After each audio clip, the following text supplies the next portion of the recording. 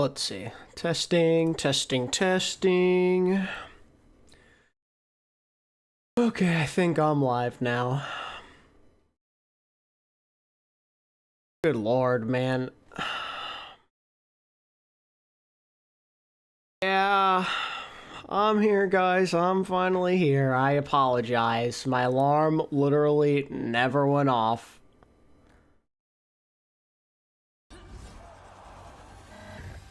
Like, such a sad cliche excuse, but my alarm literally did not go off when it was supposed to. And I'm really pissed. I'm really pissed because CC actually put up a fight against T1 and I missed it. I literally just rolled out of bed and went live. Like, I'm furious, man. I'm so upset. I never got to see the first match. I just quite literally woke up.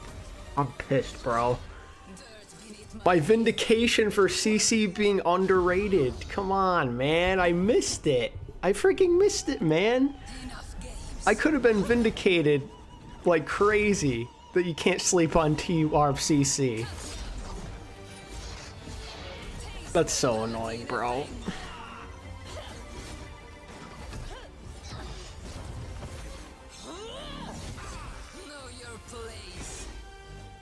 At least I only missed one game.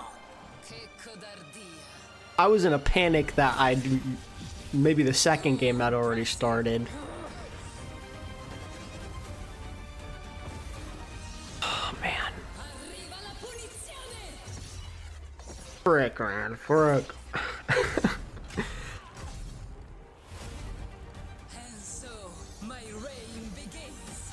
Because what happened was I set an alarm for 5:30 Eastern so I could have like, you know, like 20 minutes for my body to wake up.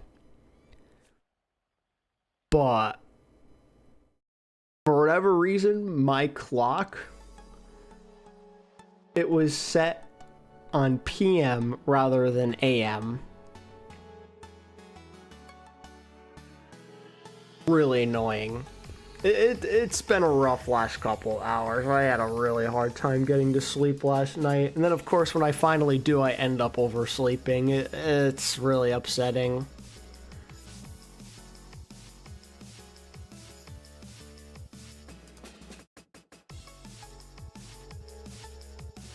Oh, well.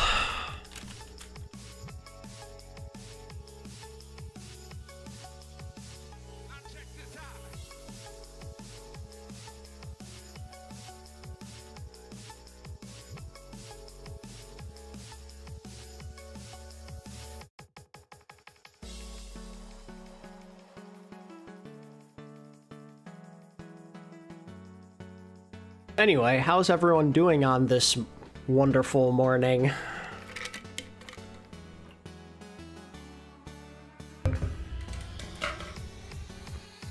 This is loud, oh my god.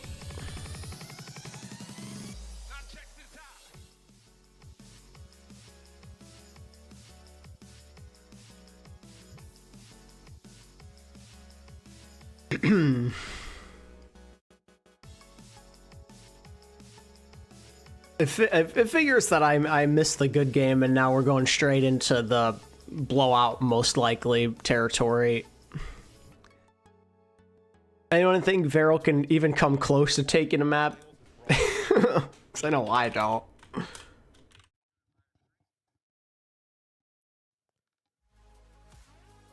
Hello and welcome back to the 2025 OWCS World Finals here. Live from Stockholm, Sweden. Who knows, no expected CC to push 2-1. Yeah, especially because apparently in scrims they're getting their butts handed to them by T1, so... Coming in, joining you guys as the host, Johnny's like, wait, what? We just swapped spots. And I am joined by Rose and Reinforced. Rose, first time this week. How's it going? Where's Zoe at, though? I'm excited to be here with all of you. It's going to be so nice to jump into the action. I was popping off backstage, seeing just how close Team CC were that last match, so... hopefully we'll get another good one coming up soon. Yeah, I mean, that match was a banger to kick things off. We have a lot of other great matches here today and really throughout the rest of the week. Let's take a look at the schedule here remaining for today. This next one coming up, gonna be an interesting one, Johnny. It is Falcons versus Varrel, then we'll have Alcatia, GK, and then to close out the night, SSG versus Peps. Yeah, interesting indeed. Falcons against Varrel. I'd say arguably, you know, one of the top dogs here in Team Falcons, of course. Going up against Varrel. Yeah, that boot camping provides such a big advantage. They've gained a lot of popularity over there and a lot of traction, but Varrel definitely an underdog in this one. Yeah, Rose, I mean, I would love to see them play well, right? Because the Japanese region has been popping off so well for Overwatch in general, and then Overwatch esports. It's just a really tough game here. I'm so excited to see Varrel. I think, of course, like in my heart of hearts, I really want to see them do well. Yep. But it's hard not to bet. It's hard to bet against Falcons, I guess.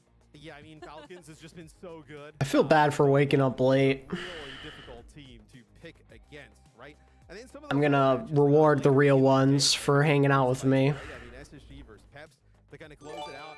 Alcatia versus GK, obviously a lot on the line there, but let's talk about the Falcons.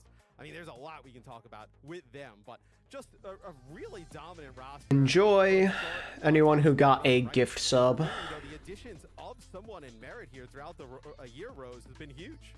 It's been so great. I think Merit coming into the roster has absolutely been such a highlight. Unfortunately, That's for me waking up late. does take a backseat to this roster. But can you believe that the reigning OWCS World Finals champions get stronger with a player like him, Johnny, coming in? Yeah, I mean, this Falcons roster with the addition of someone in Merit, they should realistically just be like on the very next level, I feel like, because they should have no weakness at all. But at times, you know, they've struggled to figure out. All right, I got a good Q&A or poll.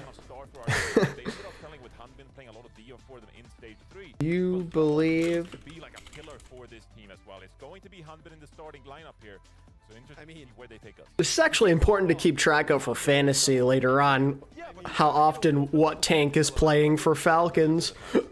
Well, I mean, we will see. I mean, you look at that roster, so strong. We talked about the tank throws and the DPS, but also, I mean, Fielder and Shio, that's a legendary combo. It really is. I mean, this is a backline that has been just so starstruck since Overwatch League and the transition into the Overwatch Champions Series. You just can't go wrong with a backline like them. And they're so flexible, Johnny. They can play basically anything.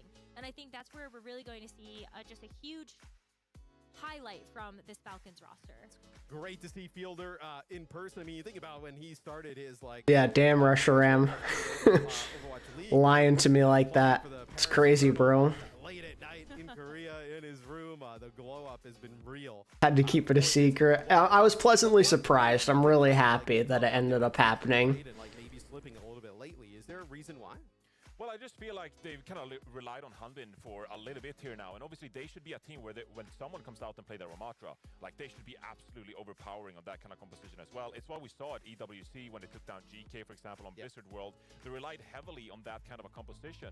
But you know, you even saw against a team like Crazy Raccoon, who with Max in the mix, who will be able to overcome them. That was a bit of an upset for me. And talking about upsets, that Varrel will have to accomplish here. So, I mean, Varrel, we saw them at EWC. It was awesome to have them there. Now coming in here. Weren't sure if we could do it initially, but the dev team pulled it together. That's sick. What can they do, though, to make it interesting? I'm really hoping it's just we're going to see someone like Top Dragon pop off. I think that's a player that has been super exciting to watch, especially in the DPS role. And we are going to see Top Dragon as a Jasmine play good. I mean, I'd hope so. This is a pretty okay meta setup for him. You know, Diva, Zarya. Yeah, and I mean, well, Johnny, what do you think on that? I know Top Dragon, obviously a very talented player. Yeah, I mean, Top Dragon also been speaking about that he's one of the leading kind of guys when it comes to the communication for this team as well. And obviously Varrel, they were quite successful in their own region without Top Dragon in the first place, but they feel like they needed to make an addition here to kind of level up when it comes to the majors. And we saw them, they actually took down one of the Chinese teams in Rocky Esports, right? At the championship. But they have great... Lay low-key looks a little like Diem. I don't know if I'm the only one who sees it. I think this team has a lot of pre-existing synergy. We get so excited about the fact that the Overwatch World Cup is coming back, and this has a huge core of the roster from Team Japan. You look at players like KSG, QTI, Nico, and Cloud. They were all on that Overwatch World Cup roster together, and they made it pretty far. They were there on land. They were there in You know, there were 16 teams. They were in the top 12. I guess I want to be a little bit charitable about that, but it's just so exciting to see them now be able to show us what they have on this international stage for the Overwatch Champion Series. Well, that's one of the things with the OWCS, right? Is we have more regions involved, just like all over the globe, and we'll get 2 predictions here. Look, I love Varrel. I think they're great. This is not. I'm excited for Varrel. Like, I'm excited for Varrel to be here. Show him the press. I think we're all aligned. Gotta get you some coffee. I'll wake up naturally over time. Because I ended up getting about 2 hours or almost 2 hours more sleep than I was supposed to, so I don't feel terrible. Yo, shout out to the 10% who voted Varrel. You the real ones. For this to happen. And like that's just us being brutal. Like I would say that 90% Falcons is a good bet here for the channel points. Ooh, yeah. I mean, look. I expect Falcons to sweep. I expect them to take care of business. Just made that up. Yeah, I have none left. That's a big bowl of just what, straight up Swedish candy. 10% on Varrel is not bad. Now, will that cash? You think in 1 in 10 matchups, Varrel wins these? Will that cash? Went to bed at 9:30, wake up at 3 a.m. Yeah, no, that's rough, bro. That's rough. Spending money and never getting it back. I mean, well, it's channel points. Yeah, well. I fell asleep at like probably around like close to 2 a.m. More channel points, and you're back in the game. You know, at one point I went down. Woke up at 2 a.m. or went to sleep at 2 a.m. Then I woke up at like an hour later or like an hour and a half later,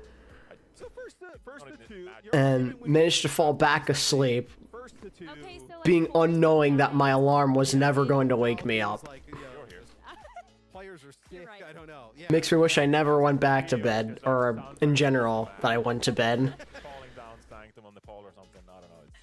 Yeah, no, it would be really tough. I mean, so for Varrel, talking a little bit about them. That's fun, Adam. That's a fun little segment. We talked about Top Dragon. Is there another player? Sleep is important, but I missed CC versus T1, man.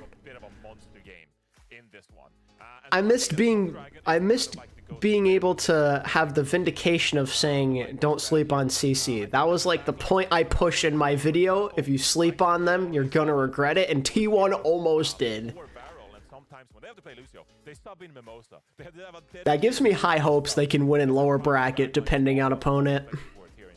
That is a throwback. That is a throwback indeed. Please, man, if we can just get one CC win, I would be so happy. Sometimes we're gonna have to play Lucio, right? But for the most part, we're very reliant on the ability to play these double flexible compositions. In the past, it was like a lot of Ilari, stuff like that. Now it might have to be a lot of Wu Yang and Kiriko.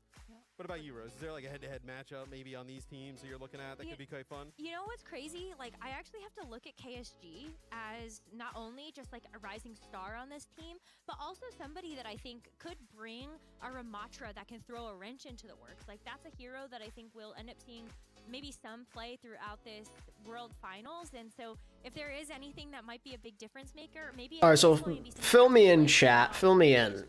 That can match something that what was played in that first match?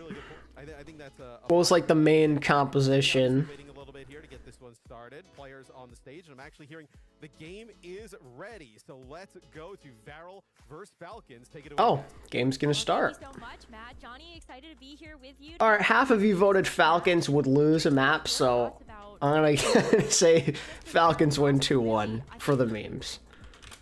For you, chat, 'cause then you could look big-brained if it happens. Lots of Zarya, Ram, Soj, and Venture. Venture, really? Okay. I mean, that should be good for T1 on paper, no? I mean, obviously less dung hack, but Venture's a damn good hero for Zest. Love to hear that, Reshiram. I love that. Love hearing that CC had pop-offs. But really, like, this is a region that's been getting a lot of viewership. You know, the fans are really rallying behind Overwatch and are tuning in and really enjoying watching Varrel play. They obviously took down a position. Well, Mir, one is Team Falcons, who I think you know at this point. Proper Merit, Hanbin, Fielder, and Chio. versus Varrel, which is essentially Team Japan plus Top Dragon and Korean support named Slay. Yeah, I'm thinking back to that Road to World Finals and that finals in between Varrel and Nosebleed Esports, and I was so impressed just how Okay, Falcons, yeah. as a team. I love that you brought Precisely. because I think that Slay's Wooyoung was a huge factor in that matchup as well. And if that's something that we can get a nice map for that hero, you can get a lot of splash damage into the backline. Maybe like some hope out there for the Japanese fans. Yeah, I mean, there's going to be some incredible individual plays coming out from Valor, we hope, to the fact that they can match Falcons. But as we take a look here for the map pick, it's going to be Falcons picking Ilios, and I think that's no kind of surprise. Classic. I mean, the Korean teams, they just love this map, and it's going to be very tough to beat them on a map like Ilios here. Looking at the bans here as well, Zarya coming out from Falcons, perhaps protecting Hanbin's Diva. Won the last game, T1, but it was actually really close, and I missed the game because I overslept, and I am furious. Another pretty interesting pick here, getting that away from Chio. Doesn't want to let him have one of his primary characters. But honestly, the crazy part about this is that more recently... Well, actually, Mir, the first round is 1 to 2, so it'll be 2-0 Varrel if you think that way. I think that it started to pop up over in the Korea region, and even though Lucio was unbanned, Team Falcons... You two overslept, yeah, I'm... Like, I had an alarm set, bro. I think that Lucio is obviously still And the fact that it doesn't go off is just my luck. people, but I actually think that we might be leaning a little bit more into the Wu Yang Kiriko and the Brig. They played on a Wooing 2 on BAP. And I think we'll Lots of different backlines. from the It's interesting because CC apparently weren't all that practiced on Wu Yang heading into this tournament, so... allow Varrel to play their double flex support style as well. They don't really want any speed in the Yeah, Kiri's just a great hero. Until she gets nerfed, she's just gonna keep playing, right? Falcons, a lot of that I mean, she works with, like, any composition, so... to get on top. She's just so versatile. She's so strong, she's so versatile. Even the fact that Hanbin is in this game in the first She has just a ridiculous kit. played awfully aggressive dive compositions that they would have with someone in the mix, for example. Yeah, absolutely. And I love that you bring up like the flanks. I think like Proper, especially when you look at how much Tracer Proper has True, Mir, played true, in true, the true. course. I think that's a player that you have to look at, and that's where like the Wooyoung can really come in clutch, right? You send those water orbs where you expect that Tracer to come from. Maybe that stops it from really actually building up momentum. And Yo, is that a Varrel arm sleeve? Wait, go put your arm back down, bro. It is, that's sick. Kinda gives some hopium, right? Yeah, I mean, if you can force the recall on the Tracer early, that'll at least buy you a few seconds, right, to kind of sit back. And there are some pretty important high grounds here on Ilios when we move over to Lighthouse and Pep's gonna 2-0 the randoms on SSG. That would be quite funny. still a little bit worried. So I'm pretty sure Sugar Free said they have no worries about Peps whatsoever, so that would be really, really funny. Going to have, his hands full playing the Diva if that is case, but that's also going to free up Proper to play the Tracer. And so Falcons... Varrel is an established org in Japan, don't forget. Yeah, it's still really cool, like that arm sleeve of all things. It's pretty cool, man. knowing what Falcons probably have in store here. How do you like Freya? I mean, Freya's really good. I think Freya's my favorite hit cam right now. Obviously, Ashe got a bit of a buff in the most recent patch, so the fall of damage... The thing that I like about Falcons is they're usually pretty locked in for playoff games. I think Look at that big list of co-streamers. in this matchup, but hopefully you I love that Jonex there streaming, by the way. It's awesome. These beautiful faces will be joining us in person, so you have multiple different ways that you can interact with our stream. Yeah, Jonak looking buff in the gym there, rocking the Falcons tank top as well. And I wish I wasn't poor, so then I could go to DreamHack and maybe be a streamer. Sag. Although, who am I kidding?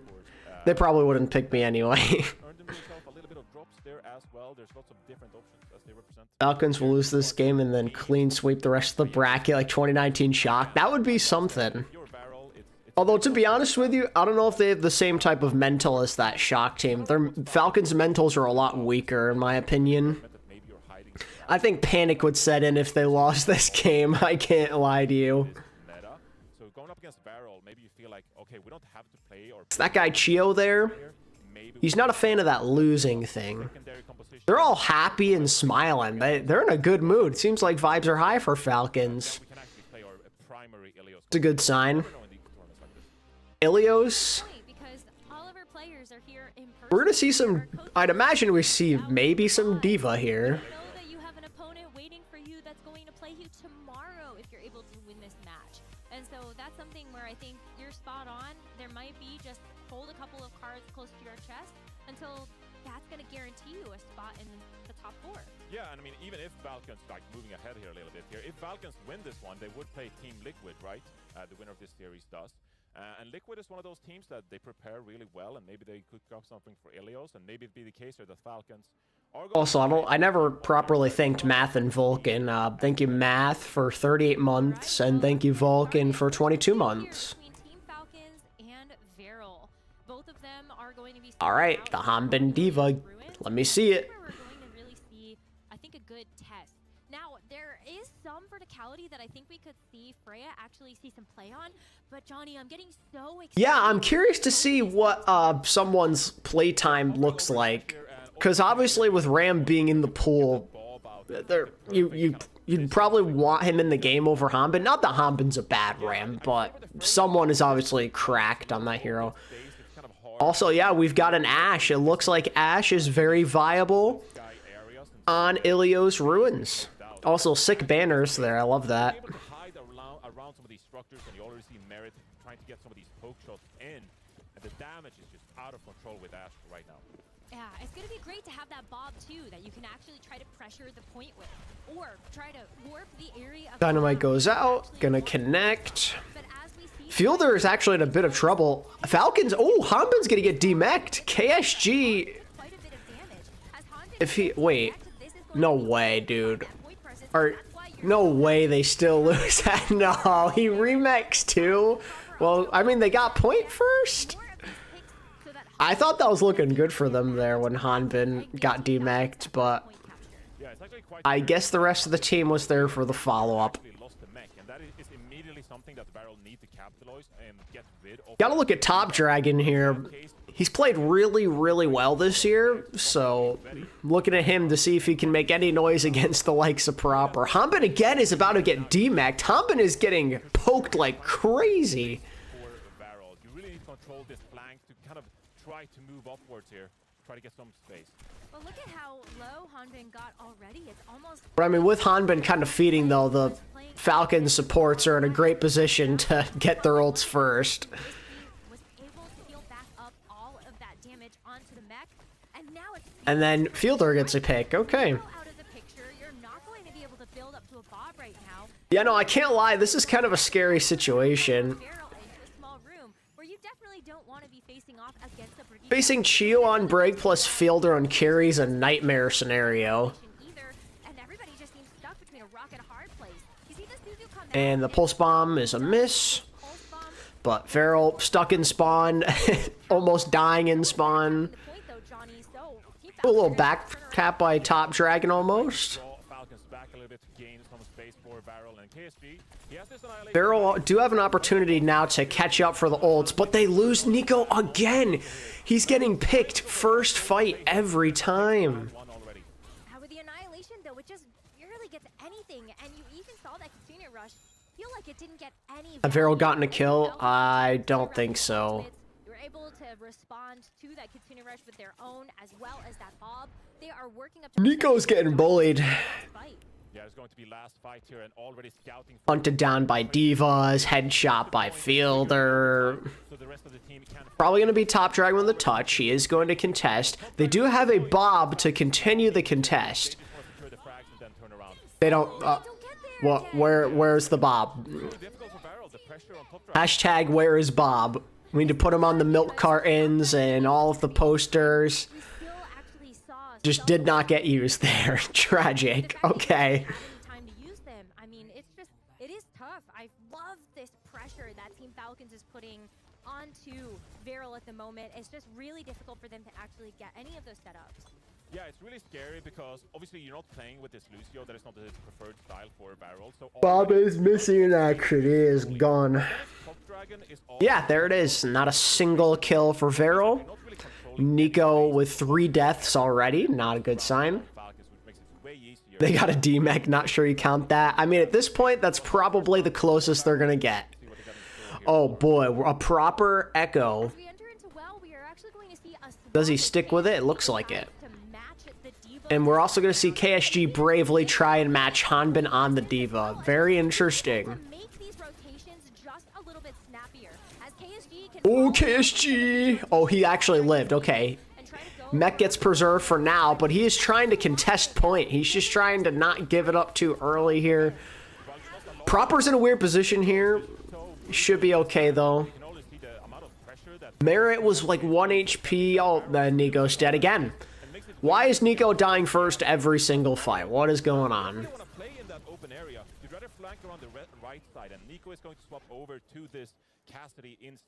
Yeah, I think a cast swap is probably worthwhile just to try and preserve his life from the divers. Like, give him some kind of avenue to defend himself, because the Ashe is not working.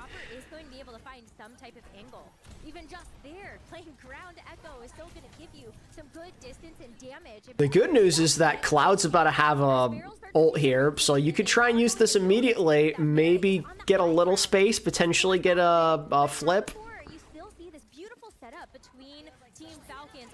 There you go. Falcons, they're not going to quite concede this though, because Hanbin's just going to Matrix, and now the counter rush comes in.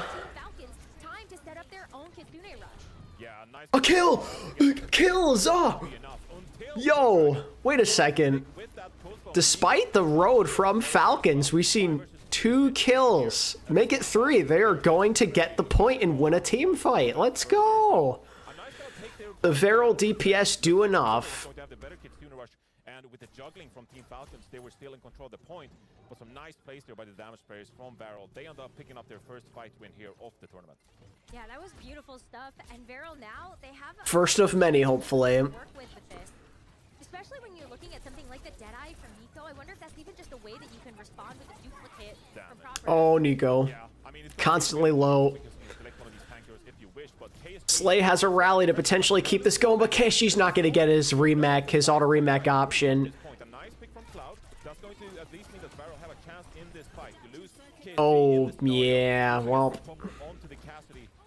If they just stick together at this one, they can activate the rally if need be, but they don't even need to at this point. They're just not clean up a barrel there, but you can see just how much ground Falcons is getting from the fact that Proper can just put so much pressure on the KSG. KSG needs to be more aware of this echo and maybe play more indoors to try to live longer in these kind of scenarios. But if you're indoors, then can you actually help out Top Dragon with some of those pincers that you'd like to? I think at this point, with Varrel also playing this Cassidy, KSG, a lot of that job is going to be trying to protect the Cassidy to at least allow Nico to get some damage. Yeah, 100%. And the rally comes out from Slay here actually. Matching rallies. We need to find the skill on this Ashe. We're not going to. I want to see Varrel extend this. It's not looking good, though, with their carry dead and now their Diva dead. I mean, they got a flip for what it's worth, and you're going to get a kill on Merit, so not a totally a lost cause yet, but if once Top Dragon dies, it's going to be over. Oh, if he landed that pulse bomb, though, imagine. You do have a Top Dragon contest here. Your Diva's back, and he's dead, and Cloud dies with Rush. Okay. Get us out of here.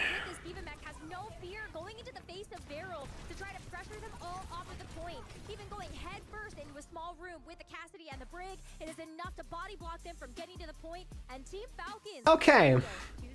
So that went about as I expected. I think as many of you did as well. This matchup, Hanbin, I mean, he just looks like it's a bit of a warm-up there. He looks incredibly comfortable on that Diva. Oh, by the way, always very curious to see how Hanbin sets up his player equipment there. Yeah. What angle will he be observing the monitor? But yeah, very dominant. Yeah, it is. It's just they look good. And I mean, this is what you should expect out of a world-class team like Team Falcons. They have made very little changes to their roster from the 2024 season that they won, heading into the 2025 season where they have continued to be dominant. And so as Team Falcons look to be one of the favorites coming in, they might be the second seed in Korea for now, but it doesn't mean that they're not a threat to actually win the whole thing.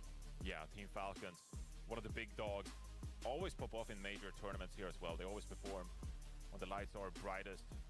I think that Ilios is also a good example of what we've seen so far when it comes to the hit scan in this patch. Obviously, we're playing on the live patch, the mid-season patch here. And hit scans, you know, I think we'll see some flexibility. In this case, Nico, they decided to go on a bit more of a Cassidy composition here. Damn, 7 deaths for Nico. Proper, meanwhile, has a deathless round of Ilios. Man. Controlling so much of that space. And that is where, you know, you could make the case that maybe you should have been on a Freya, for example. You know, try to get a couple of those shots onto proper in the sky. You're not as big of a target when you're hit scan and you're playing that Freya because you're much harder to punish, for example.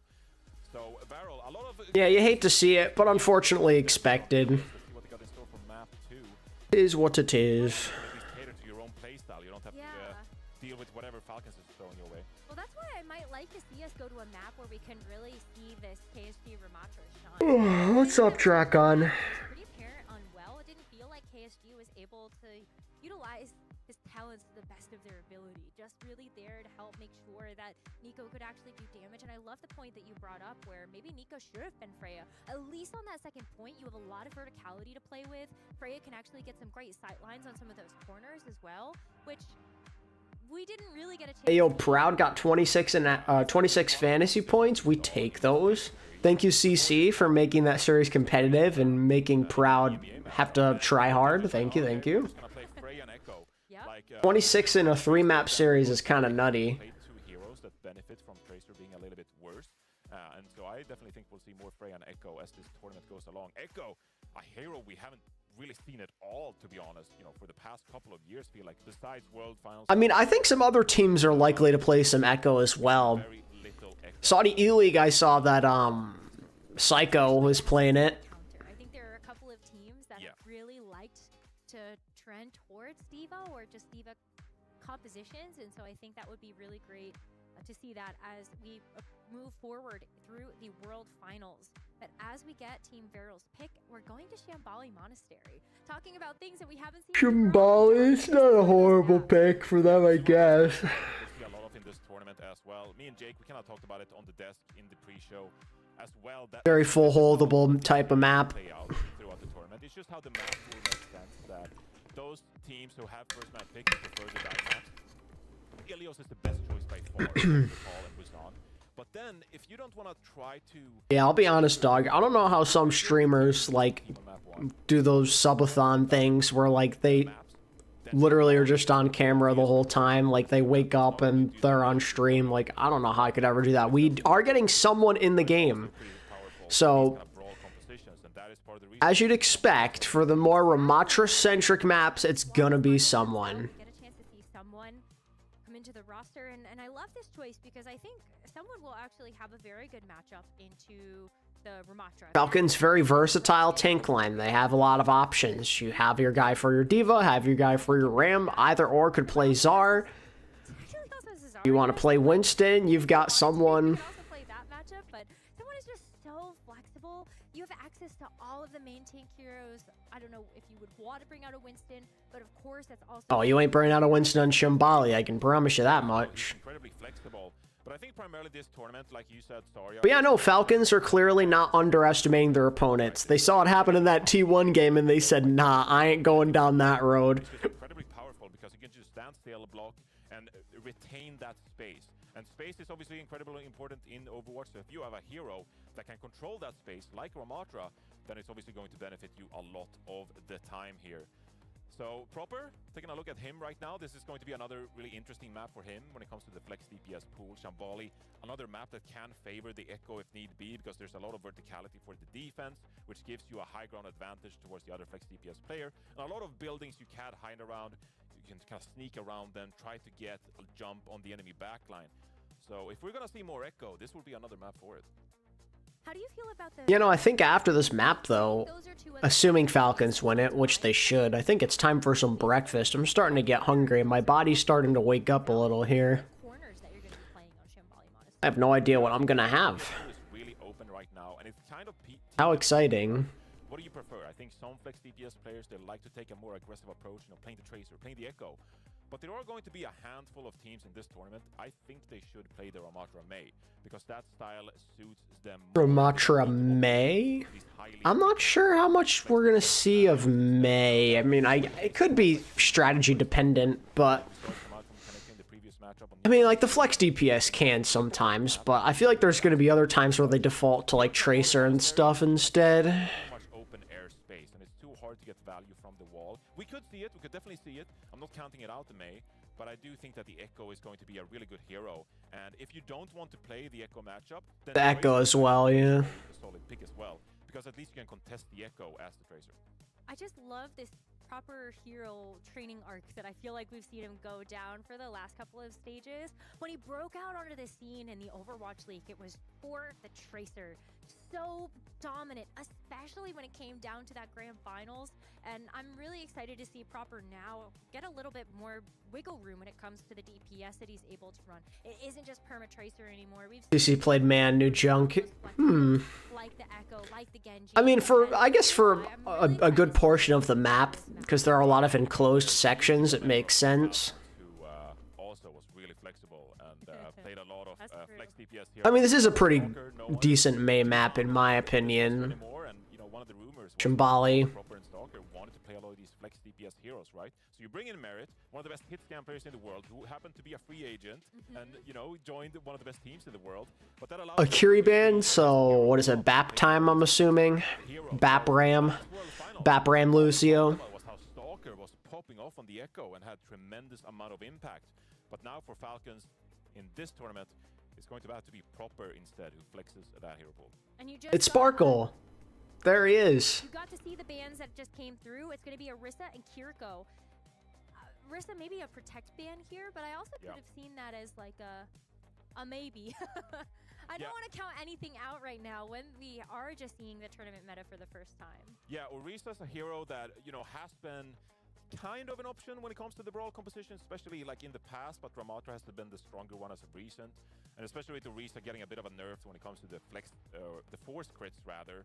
It's going to be a very difficult hero to force and play, especially if you're trying to gain space. Like Orisa specializes more when it comes to the close corners, and Shambali, again, you're gonna have to walk up quite a bit of distance when it comes to an escort map like this.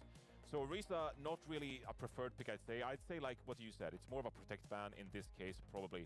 And then the Kiriko ban is quite interesting as it comes out as well. Maybe trying to punish one of these backlines. I mean, Fielder has loved playing the Kiriko. That's kind of been the flavor for Team Falcons, Kiriko Lucio. And what does that open you up to? Maybe that means we have to see like a Baptiste from Fielder. I don't really hate that on Shambali Monastery. No, Fielder playing Baptiste, I'm here for it. Yeah. I'm in. So I'm here to see it all. As we head into map number 2 between Team Falcons and Varrel, Falcons are leading this series 1-0. A win here on Shambali Monastery will send Varrel down to the lower bracket, where Team Falcons will move on to face Team Liquid. And as we load in, we'll get a chance to see what these two teams want to play. First of all, I'm down for any snow map. I know there's a lot of people out there who vote for New Queen Street when it comes up in the ranked pool. Thank you. I just say thank you. I love all the snow maps, Shambali Monastery included. So shout out to all the snow map voters out there. But yes, very much looking forward to this matchup. And again, I can't wait to see how much we're going to see from the meta. Because it's been very much up in the air. You know, there's a lot of talk about, you know, what is the meta right now? I don't really think there's a set meta. I think some of these teams, they have to play to their strengths. And the game is pretty balanced right now that allows you to do that. I'm in awe of the snow. Now that you've said that, I'm like, wow, this map is very pretty. They need Oh damn! They're playing a Lari. They introduced like nighttime and, you know, yeah, but sunset like maps more. I love nighttime that. isn't snow. Okay, but What about rain? I'm for all that. They're going all in on the supports trying to carry, I guess. I'm all for it. Pico's gonna play some more Ashe. Didn't work too well for him the last time, but maybe now that it's more of the rush setup, he could be a little more successful. Those dynamites could be of value. Defense they're gonna set up with a pretty greedy backline, and the case for Falcons here is going to be how can you take space to try to get on top of this backline? How can you not enable Varrel to get so much value out of this Hilarion Baptiste in the first place? Well, maybe one of those ways is thinking about something like the Venture. But Someone is gonna play the Diva. He's not gonna play the Ramp. Interesting. you could force out some of these cooldowns from this Oh, top dragon, need to get out of there, my brother. with someone going over to that diva. Yeah, someone going over to the diva is going to be able to contest this high ground because see this Proper is already in a great position to just annoy them now. together with someone. So just in a moment, someone Just uncontested, destroying pylons, There was a bit giving a little poke to. Oh, Nico from Varrel, though. on the You know hunt. where Proper is coming from. As soon as he saw that healing pylon broken, But still, he's just diverting his attention away. we know Proper's back It's there, gonna so let let's the Falcons create a little space for themselves, get some cart progress. out here from the back. KSG is in a weird spot. And that's going to be a really great way for them to get the jump. You can see just how Clearly put in someone solely to mess with fantasy rosters. That would be really funny. Okay, so they're gonna get the kill into someone, so they're gonna actually stabilize here. yeah, that's actually huge. The pocket coming in there, and obviously the card was pushed a little bit. If you're Varrel, you'd love to get this card pushed back a little bit longer so you can keep your piss. How long do Falcons want to stay on this diva is my question. Great job from Varrel there being able to sustain for long enough. And Team Falcons, again, they're going to have to set up these flanks, and it looks like Varrel, they're going to abandon this initial position and instead set up for this second push. Oh, man. stay in that room. That's a great way for you to just get collapsed on. So they do make the rotation back to the second defensive corner on this map. As KSG stands tall, we Got get windows big there. dynamite, and the window from Varrel might be great for them to be able to dig their heels into the sand. As they Oh, please help your Ram. Oh my god. Oh my goodness gracious. potential here to see the captive sun come out from Slay. If you see They had to use everything to keep him up, but he's okay. this captive sun down onto the You have better presence on the point compared to Falcons. maybe this will help to stabilize the defense here. Oh, you gotta hit the shot. Out of the picture, you're missing a lot. Nice play by Slay. Pop off, and you do This Alari's actually putting in some good work right now. Chio's actually going to interestingly use Sound Barrier. opportunity to try to win it here with that commit of They're committing. If Top Dragon could find a kill here, he could make them regret it. He's just not finding anything, though. But they need to get out. And he needs to try and escape now. He is going to be alive, so Varrel, they're not going to concede point just yet. They have a chance to just stay right on there. KSG has ult as well. Falcons don't necessarily have a lot of resources to deal with it. Again, to be able to live here for Varrel, buy some time for the re-engage. And Top Dragon's dead. Okay, that's unfortunate. you would have loved to be able to have Top Dragon to Bob on the point. Just try and pocket him. Buy yourself a little time. Annihilation is up, and it ends up being no good. focus fire. Now that He just hit in a corner instead of trying to extend that. there's a Varrel That could end up biting them. Let's see. someone is just cowering in the corner. Looks like they're going to be okay, though. Legs left Okay, Varrel are unironically one fight away from potentially full holding. win for them here on this final corner of point one. That's absolutely huge from Varrel. That was massive that they win that fight. When I saw KSG's Annihilation not do much there, I thought they were going to be cooked. Holding that corner firm and not It's worth noting as well, with a lot of support swaps going on from Falcons, they're nowhere near an ult. Cloud's going to have a window coming up. Maybe Nico, if he could find an entry pick, could seal this thing. and create some magic here with 15 seconds to go. Slay is out of position, though. Oh, my God. Slay. Oh, no. But it is not enough to actually keep that Alari alive. Maybe there's still a healing Proper should be okay. out of this immortality field to keep Team I mean, they found the one pick, but I just don't think it's going to be enough. As we do see a really big pick from someone heading into the back line, but you got to make sure you don't abandon this cart. There's enough time for KSG to come back and actually trade himself for the mech. So maybe with Slay coming back, you can actually try to get this Slay, off. I don't know why he was where he was in that situation. That was just a troll. Checkpoint. Got punished so easily. Approach the rest of this map. 상대 근데 라마 대놓고 버티는 거라 계속 돌아주긴 해야 될 때 이거. 이거 루시안식에 돌아볼래? Someone is going to make the swap to Ram. It's finally here. That was a struggle on the Diva. I think it's in his best interest to match them on something that they are just better at. 지르자 이번에는. 그냥 코너 세개 먹고. 네, 120 있다. 처음에만 세개 먹고 있어봐 이거 사이드. 벤처 놓을게. 나 딜러나면 가능한데. 기다려봐. 화물 안 막아.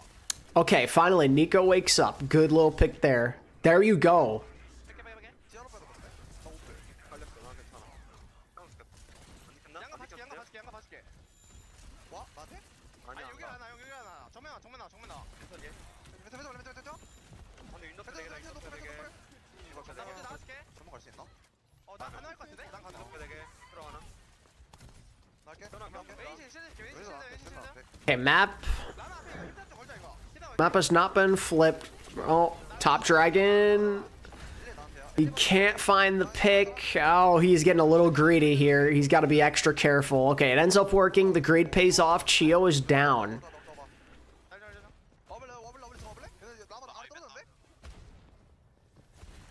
We're down to a minute already, and they are still not even around the corner here on point B. Here it is. Captive Sun hits. All right, good beat by Chio to save them. There's also a panic bob by Merit as well. Interesting window there from Fielder. Why is he windowing that? What? That was a highly questionable window by Fielder, and suddenly Varrel actually have a chance to stop them on point B. Bro. And major credit to Varrel for making that happen. Yeah, it's an incredible play from Slay with that captive. Weird window by Fielder there. Set up with their amplification matrix in the first place, and Team Falcons, like, they want to set up an angle here. Obviously, they don't want to fight. This Alari strat is giving them some trouble. That extra poke damage. Proper will have to be on it and contest this space. Did Fielder forgot to play non-Kiriko supports? I don't know, man. A lot of survivability, but Cloud with this They're on the hunt for Nico. The supports are going to be the ones to kill Nico there. Immortality field out. Oh, get that fraud. Get proper. Oh, he got the heals. This pick, it's going to be on Chio to help try to finish that off. And as we enter into the final part of this second map, I mean, there's actually still... What? Merit dies there? Wait. Point continues. We now enter into this open Wait, that could be really bad. Merit dies there. They're going to have a contest without their Sojourn. Big turbo out of spawn there from Slay onto the Lucio to the Juno, and maybe set up for this amplification matrix. Yeah, there's a lot of Falcons can't get too greedy. They are going to get greedy, though. They get too greedy. What are they doing? Why did they play that far up? What? holding on the second point against Team Falcons. What were they doing? What was that? With what Varrel are bringing here against Falcons. Why did they play so far up there? What in the hell was that? And that's really where I felt like this Damn. point, they really struggled. Not Varrel got Falcons in a chokehold right now. That was a really good hold. also just saw how much Damn. difficulty there was for proper. So you're saying there's a And at chance. this point, it's really challenging for that Tracer to actually get into the backline. It takes a lot of time. Yeah, and essentially, I mean, he's playing the flanking game by himself. How is this team favored to win?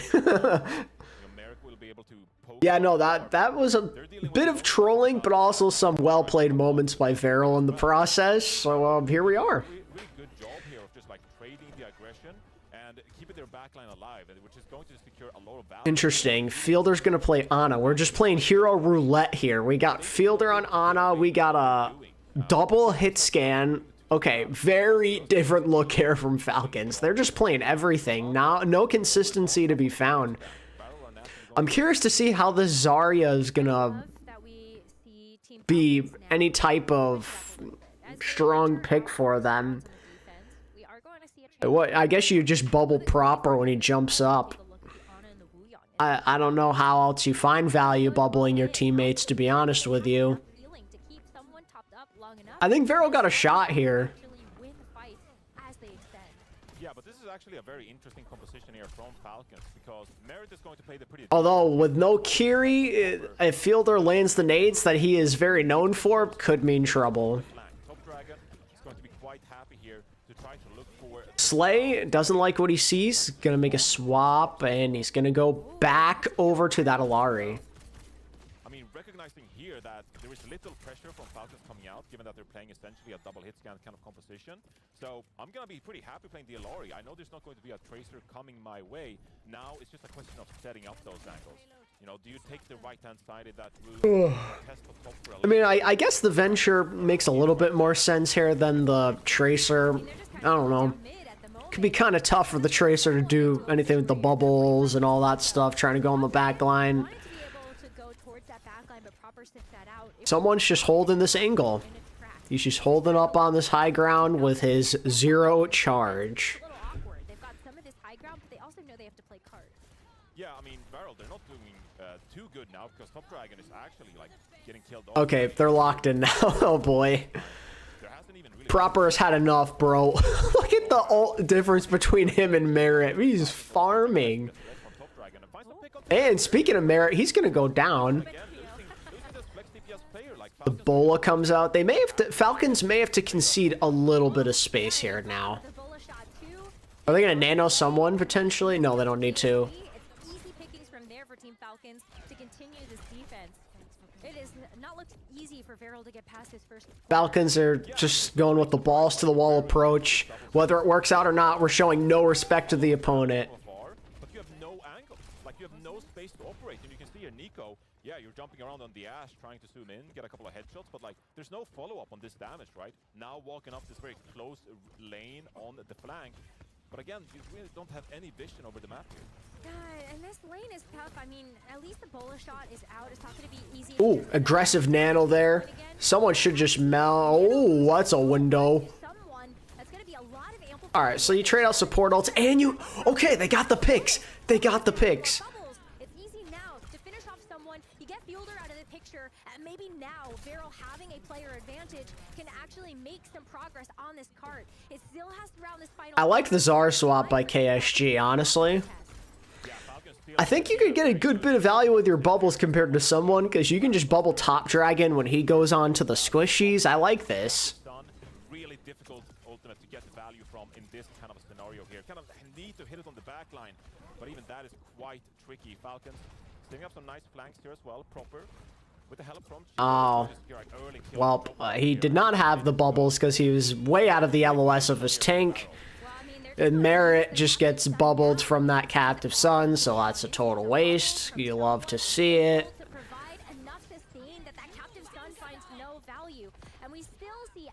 Ooh. Okay, well, they got proper. You've got your re-entry. Oh, if Merit... Oh, Nico live! There you go, Nico! Let's go, Nico! Chio used ult as well just to save his own life.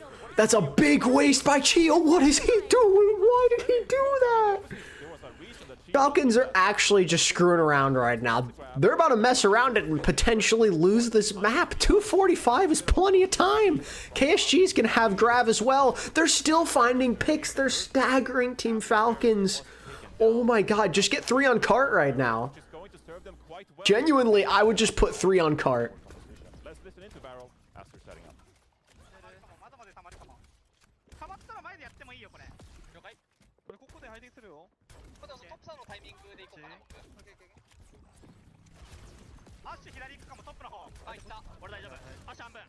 I guess it doesn't matter that much in the end. They just have to win one fight. Someone's looking for a grab. He has not used it yet. There it is. There's the grab. But the window is pretty nice. The window is nice to try and save his life, but it just won't matter. Pretty costly fight for both teams. Gotta get out now. Just wait for your Zara to come back. Just die. Just die. Get out. Falcons able to gain some ground here and find a steadfast defense. Minute 40 to go. Varrel's got to try and find a way to make someone either be greedy with his bubbles or just force him to use it on other things so they can maybe do something with this Captive Sun. It might be their only chance.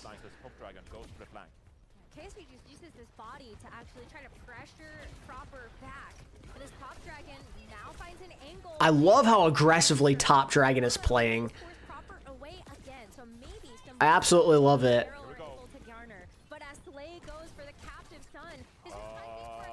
Use it. Oh, it's pretty big, actually. Wait, it's big! It's big! They're gonna do it! Varrel's gonna win the map! Varrel's gonna win the map! Falcons! Oh my god! My defending champs are in danger of losing to Varrel. Oh my god. Yo. Falcons with the fumble of the century there, brother. Falcons fumbled so hard. What were they doing that map? What were they doing? They're just like, we'll do whatever we want. Varrel can't stop us. They're being proven wrong right now. They did the thing. There you go, chat. You got one on the board here. Wow. Bruh. Believe it. I mean, Falcons, it's time to shape up, guys. No Hanbin, no win, maybe. That Merit went was 7 and 9. credit to Varrel, they made What is my Merit doing, bro? this is a huge map, even for Japanese Overwatch. You know, taking a team of Yeah, no, that is actually, like, that is moment of the season for Japanese Overwatch. and Top Dragon was able to make the venture work on offense after struggling for the first couple of Going the distance against Falcons. Falcons. They had an opportunity to This is it. Japan is so here, man. away from it. They just fed. Yeah, the fumble at that first point defense for Team Falcons. Proper carried to no avail because the rest of his team was trolling with a capital T. Wire and Varrel were able to get the job done at the end of it, but it just felt like it was so much harder than it needed to be. Like, Falcons just kept throwing ults out for no reason. I don't know what they were trying to accomplish. Being able to hold Fielder and Chio actually threw that map, bro. They sucked in Merit as well. getting the second point as well, like really well played from Varrel. Just like I love the aggression that came out. It's hard for Proper to win when 3 parts of his team are trolling at once. Times there with the Falcons. They probably, if they got the setup, if they got the stage for those team fights, they should have been able to win them. But Varrel said, no, we're gonna be proactive. Man. We're gonna cut this down aggressively. We're going to contest your backline and make things difficult, and it worked out. And Proper was denied on the Tracer. It was so impressive. I mean, like, I love that, like, especially when you look at a player like Nico or any of these hit scan players, one window of opportunity is all you need. And even though Nico was getting shut down quite a bit during that second map, you made it to the end, and that's really all that matters. If you get that payload over the finish line and you've done your job as a hit scan player. And he was a huge part of the defensive hold that Varrel ended up having on the second point as well. Yeah, Falcons really struggled to get into the backline, and I think that's got to be a big thinker for this team now. Like, how did we not punish a backline of Batiste and Ilari? They should be able to clean up a lot of that time, but they trust. Now Falcons going to lock in hard and completely not let Varrel do anything next map. I mean, that feels like the most likely outcome. Surely, right? But they just weren't able to get it done. The Varrel guys are so happy. He's so happy. He's all I love that. Yeah, Top Dragon had a tough time as well. They're showing you can't just mess around the whole time if you want to beat them, though. And I think that is a really important thing, not only for the lower bracket in this tournament, but also for Japanese Overwatch in general. The Tracer that a couple of other heroes don't, and that's just verticality access. You can just use your drill dash to actually like pop up over Duo lost to Team CC2 and Wu and Ana comp. Yeah, maybe that Wu Ana ain't worth it. Maybe it ain't it. required in the end to do a good cycle with his abilities and put pressure on the Falcons backline. And I think you saw. Alright, well now there's no Kiri band, so hopefully Fielder will not throw for the sake of Falcons. Obviously, I'm hoping Varrel wins because that would be the funniest timeline humanly possible. Reliable to at least get into the backline once, put pressure on an Ana when Fielder is playing the Ana, and then that means that the tank from Falcons, someone is just going to be left to his own devices. Yeah, Math, it was a rough night, and my alarm didn't go off to wake me up, so I missed the first game in its entirety. How fun. He distracted the Falcons backline, which enabled Varrel to get value from the double support line. Sometimes that's enough. You have Sometimes your that's little enough. secret agent that goes into the back and plays decoy as the rest of your team is able to follow up on the true objective. Hell yeah. Wow. I mean, Varrel, they really are all smiles right now, though. Tied 1-1 and a first to 2. This third map is going to... We forgive, but we never forget. Manga is. Liquid is waiting on the other side of this match for the winner, and that's still going to be a very tough opponent, but imagine if Varrel secures this. I mean, have look, they're hope tied up. now. We've seen them win a map. So Been back in for someone. win another map. They've done it once already. What's stopping them from winning two? It is going They to be probably want to go back for the Diva, I'm assuming. to get the first ban. Hanbin subs into the mix here. Let's see what plan they have. Yeah, I'm not gonna lie, this day is already longer than I thought it would be. That 2 games that go the distance minimum, and we still haven't even seen GK and Katsuya play, which feels like a potential 3-mapper as well. I think that's something he can absolutely bring to the table and make this Love the NFL videos. I appreciate it, man. purely Team Falcons win. Yeah, I can't wait to see what map we're going to actually, because I think they have quite a few options. Obviously, I think the #1 goal here for Falcons should be I was off my rocker on that last one, bro. for Varrel's backline to find I was off my rocker with my Giants cope. for example. So you could go to a new Junk City if you wanted to. I was gonna say, I think you consider Flashpoint. When you Very know how fast-paced. much the fast pace really messed with Varrel's plans on Ilios the first map of our series, then I don't think that it's out of the question that you might want to do that this time around. And if it's not Flashpoint, I think that Push also fits the bill. Absolutely, and Runasapi has been a bit of a go-to map for Falcons. It's Your partner's cope has gotten out of hand. really confident. Oh, your Panthers, not partner. I'm sorry. I can't blame you, because, like, they could actually win their division. Can you please tell my Chicago Bears fan brother his team is a Mickey Mouse team right now? I mean, yes, but also no at the same time. They haven't beaten anyone good, but they are finding ways to win, and you've got to tip your hat off for that. A Tracer ban from Varrel here. Proper, no Tracer carry on this map. That's going to take the Tracer out of Proper's wheelhouse Yeah. again. And this is a This could throw things off. is even more impactful. So now where will Proper want to go? I think this could be a map where you could see the Echo. I go Runasapi. I think Falcons just want to roll them over. Like, this is the most snowbally potential map that they could pick. Surprised if we see Proper come out on the Genji. And then the question is, okay, how do you pair the tank synergy with a Genji in that case? Good morning, Snowball. I think I quite confidently just stick to the Venture if that is the hero of choice. No need to make it too complicated here. And honestly, you don't really need to. Panthers almost lost to Joe. Yeah, Proper. true. You can just play the Venture and put pressure on the Falcons backline and go from They almost lost to a lot of teams, but they won. either a Matra ban, which is so obvious. Gotta tip your hat off for winning. They ain't beating the Eagles, but I respect their ability to Difficult. I think Hanbin surpass expectations. in this case and feel comfortable whatever the tank matchup. Yeah, I mean, the Diva just didn't look great when it was also like the Zarya versus the Diva. And so I think Hanbin really does have that leg up in terms of kind of setting the tempo, not just from like that tank choice, but also now how do KSG, Team Varrel actually respond to that and bring something to the table that can either stand tall or beat it. And since that Ramatra is gone, I don't know. All right, I'm gonna say the hero name once. I'm just gonna put Mauga out there. Mauga. I'm just gonna say the hero name once. No, don't do it. No Mauga gaming, please. If you don't feel comfortable playing the Zarya. It's so funny that you and I are on the same. Yeah, this is where Varrel probably get their butts handed to them, unfortunately. But I didn't want to say it because I didn't want to put it out. Falcons may just, like, completely roll them, not lose a fight, Tracer ban as well, you know, like win this map super quick. there's some scenarios where they pair quite well when it comes to the aggression and the cardiac overload. Yes. For example. And so, like the Cage, I think it's naturally a good tank and flex DPS pairing, and I think it suits Runasapi pretty well. Then maybe we get to see Top Dragon Pharah. Okay, let's not look. I know last year we were cooking a little bit Come with playing on. Farah on Runasapi, but I don't think we need to go there in this case. Oh, Where is Penguin? Probably at work. Part of the mix. I do think that we should prepare ourselves to maybe see some type of Farah counter pick, or maybe even just like play your own Mauga and play the Farah with it. Okay, no Maugas on the field. Okay. Well, Interesting. We don't have to talk about Are they Mauga. gonna actually play the Czar here?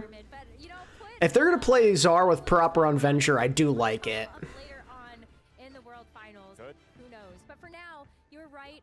At the moment, it's going to be Hanbin locking in onto the Zarya and KSG, the Diva, as the other pick that we have seen KSG opt for on Team Varrel.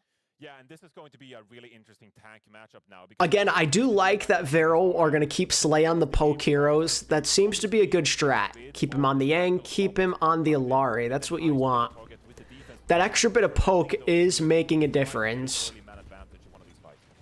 And we're going to have to pay attention to this Sojourn matchup as well. Both Nico and Merritt locking into this pick means that this Sojourn could be Well, is Merritt going to lock in on the Sojourn with money on the line? Probably. That's where we're going to really see these teams try to take to some of these corners, as we also look at both Proper and Top Dragon trying to find access to that backline. It's getting a little messy right now. Yeah, it's getting a little messy, but Varrel is doing a good job of Falcons can play so much more aggressively now that... Oh, Proper! open up the fight in a 5 versus 4 situation now, or Varrel and Nico. Okay, Varrel are going to take a lead. They are not going to get Another pick. full capped on right off the bat. 100 something to 0, whatever it is. They're going to actually have a lead on this map. Crazy. Already done a number and Slay 64% towards a title blast. Yeah, they already have a support ultimate advantage here. It's not a big one, so we'll have to wait and see here. This is going to be a tricky corner. With a huge Top Dragon, you beast! Top Dragon's diffing the best player in the world right now. My goat is washed. Top Dragon's the real goat. Top Dragon is that guy. Oh my god. absolutely huge that Varrel gets to run. Varrel are gonna get checkpoint. There's no way this is real. They're just letting the bot go in this. Yo, oh my god. Struggling. Goat Dragon is here. However, looking for the long rotate here, trying to herd Varrel away from this off angle, and that is the right thing to do. You want to minimize the amount of angles that Varrel can poke from in this instance. But it's taking a long. Chio's dead. There's no way. There's no way this is happening right now, dude. Up with kills. Falcons are gonna have to mount a comeback on this map to not lose first round. This is insane. I can't believe what I'm witnessing. The Astro Team Falcons and continue to make progress.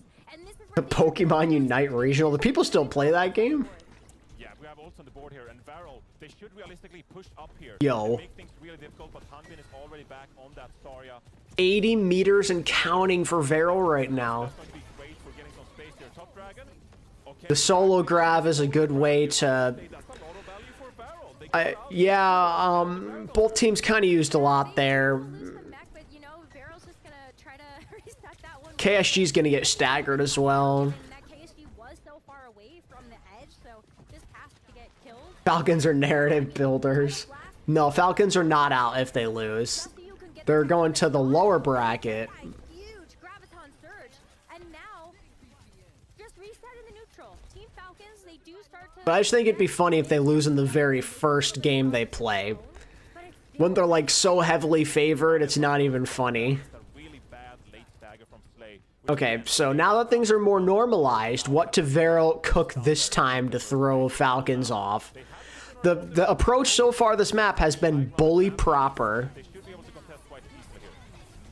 but we do Sound barrier from Shio is a major advantage for Falcons, but they've got to find a pick. They are going to get one. Very, very costly fight for Falcons. Varrel used a lot as well, but were invested by Varrel, that was a pretty big investment by Falcons there. winning the fight, and they will secure this checkpoint. They will secure the checkpoint, and obviously it'll take a little bit of time for the bot to move forward there, hitting the checkpoint. And that was a lot of Proper pissed off is the key, yeah. I feel like they'd have to win that very fight, because now Falcons, as they move upward, I remember playing Pokemon Unite when it first came out. difficult for Varrel to secure value with this Wu-Yang. I got tired of it pretty quickly. Top Dragon can help contest in this scenario, but Falcons are already going to be in your face from the very first moment. I mean, Top Dragon's gonna burrow underground and see if you can actually get a bit more damage onto Hanbin. Oh, Nico's 1 HP. He's got to survive. Oh, there they come. Aggressive approach by Falcons. Chio is really in there right now. There is a contest from Varrel, but how long can they last when they're split like this? They do have to take a step back. Yeah. But I feel Uh-oh, they're all kind of low. They need a pick desperately or they're screwed. now to take advantage of Varrel Okay. far forward. Oh, wow, they really That might be it, chat. Falcons that are huge. I think their chance might be over. Find enough time for Fielder to build that Kitsune rush, and they are now firmly in control of this map. You kind of feel like Varrel. Although, as I say that, Falcons really can't push up too far here. They're going to get 100 meters, a little over 100 meters. But now Varrel, they're gonna be forced to commit a couple of ultimates here to regain control. Some of the bubbles have been popped though already though from Hanbin's side. And with the title blast and the concerner. You're only... Actually, it's not over yet. I take it back. It's not over yet. Varrel's ult economy is pretty freaking good. As long as they don't stack too many ults. If they don't stack too many ults, they could actually get this lead back. Like very straightforward lane, right? Make it difficult for Varrel to walk up here. Team Falcons, they have the high ground, and Cloud is eventually gonna be forced to drop this Kitsune rush in a space where Team Falcons should be able to disengage. Oh, what a good grab by Hanbin, but where's the follow-up? There's no follow-up. He wasted grab.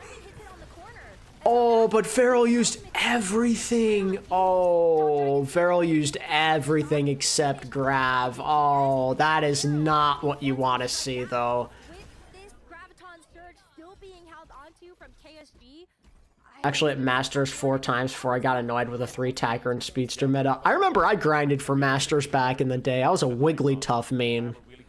I won like every game, bro. You can't really lob the Graviton Surge if you're KSG either because of the sound barrier from Chio.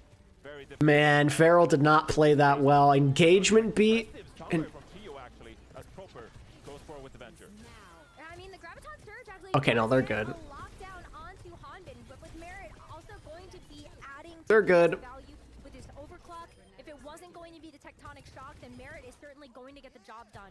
And with Hanbin having so much Yeah, I think Varrel got a little too carried away. Maybe a bit of panic in a situation where they actually had a chance. But when Hanbin fired that Grav, which wasn't even that good, they used 3 ults. Not ideal. Yeah, this can get snowbally with a Kitsune Rush from Fielder as well. It's looking mighty dangerous for Varrel, unless Nico can be the hero and find a pick here. as Fielder uses the Kitsune Rush, it's going to be one way to make Nico Matfield has become a member. Wake up. That is a very, very late notification. You're straight Streamlabs. That was like 3 hours ago, bro. Play Mamoswine, Tyranitar, and Espeon. Okay, Nico is gonna get a kill onto Chio.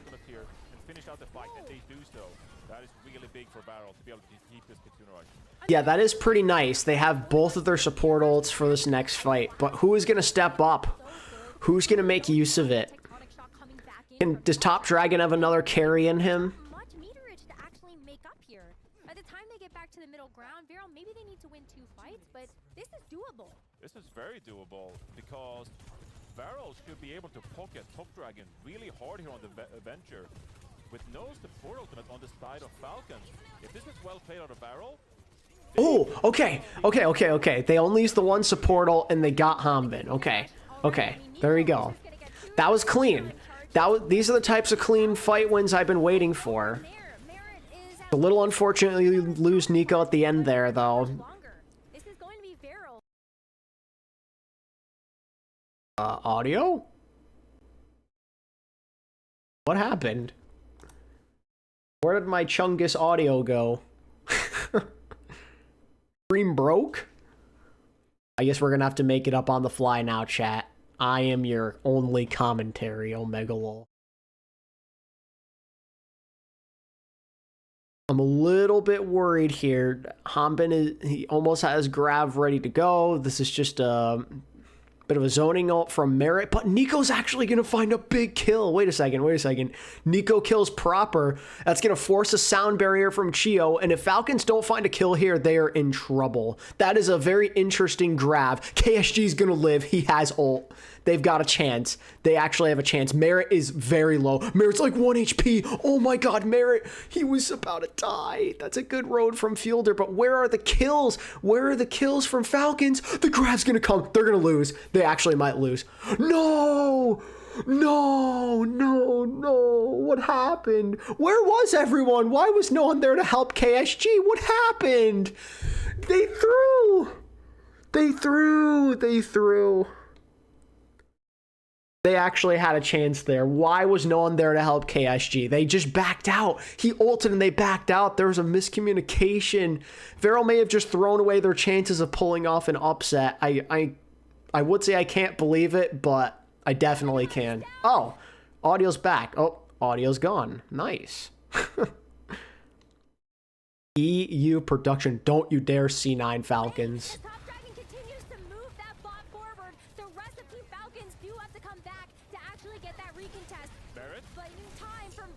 That's it. Oh, Varrel threw at the end, bro. They had it. I genuinely think they had it. Oh, Varrel had it, bro. If the team was there to help. Unbelievable performance performance from Varrel to make Don't even think about how it got that close. Think about how Varrel actually had a chance to win at the end there, bro. If KSG either saves Grav or his team was still with him there, they may have actually gotten the kills and potentially won that map. Is Hawk losing? He has not played yet, Penguin. That was a very close match, it felt like. I mean, Oh my god, man. Falcons. That was a very close game, my guys. Is this tournament just going to be anyone's game, bro? Is the playing field just even?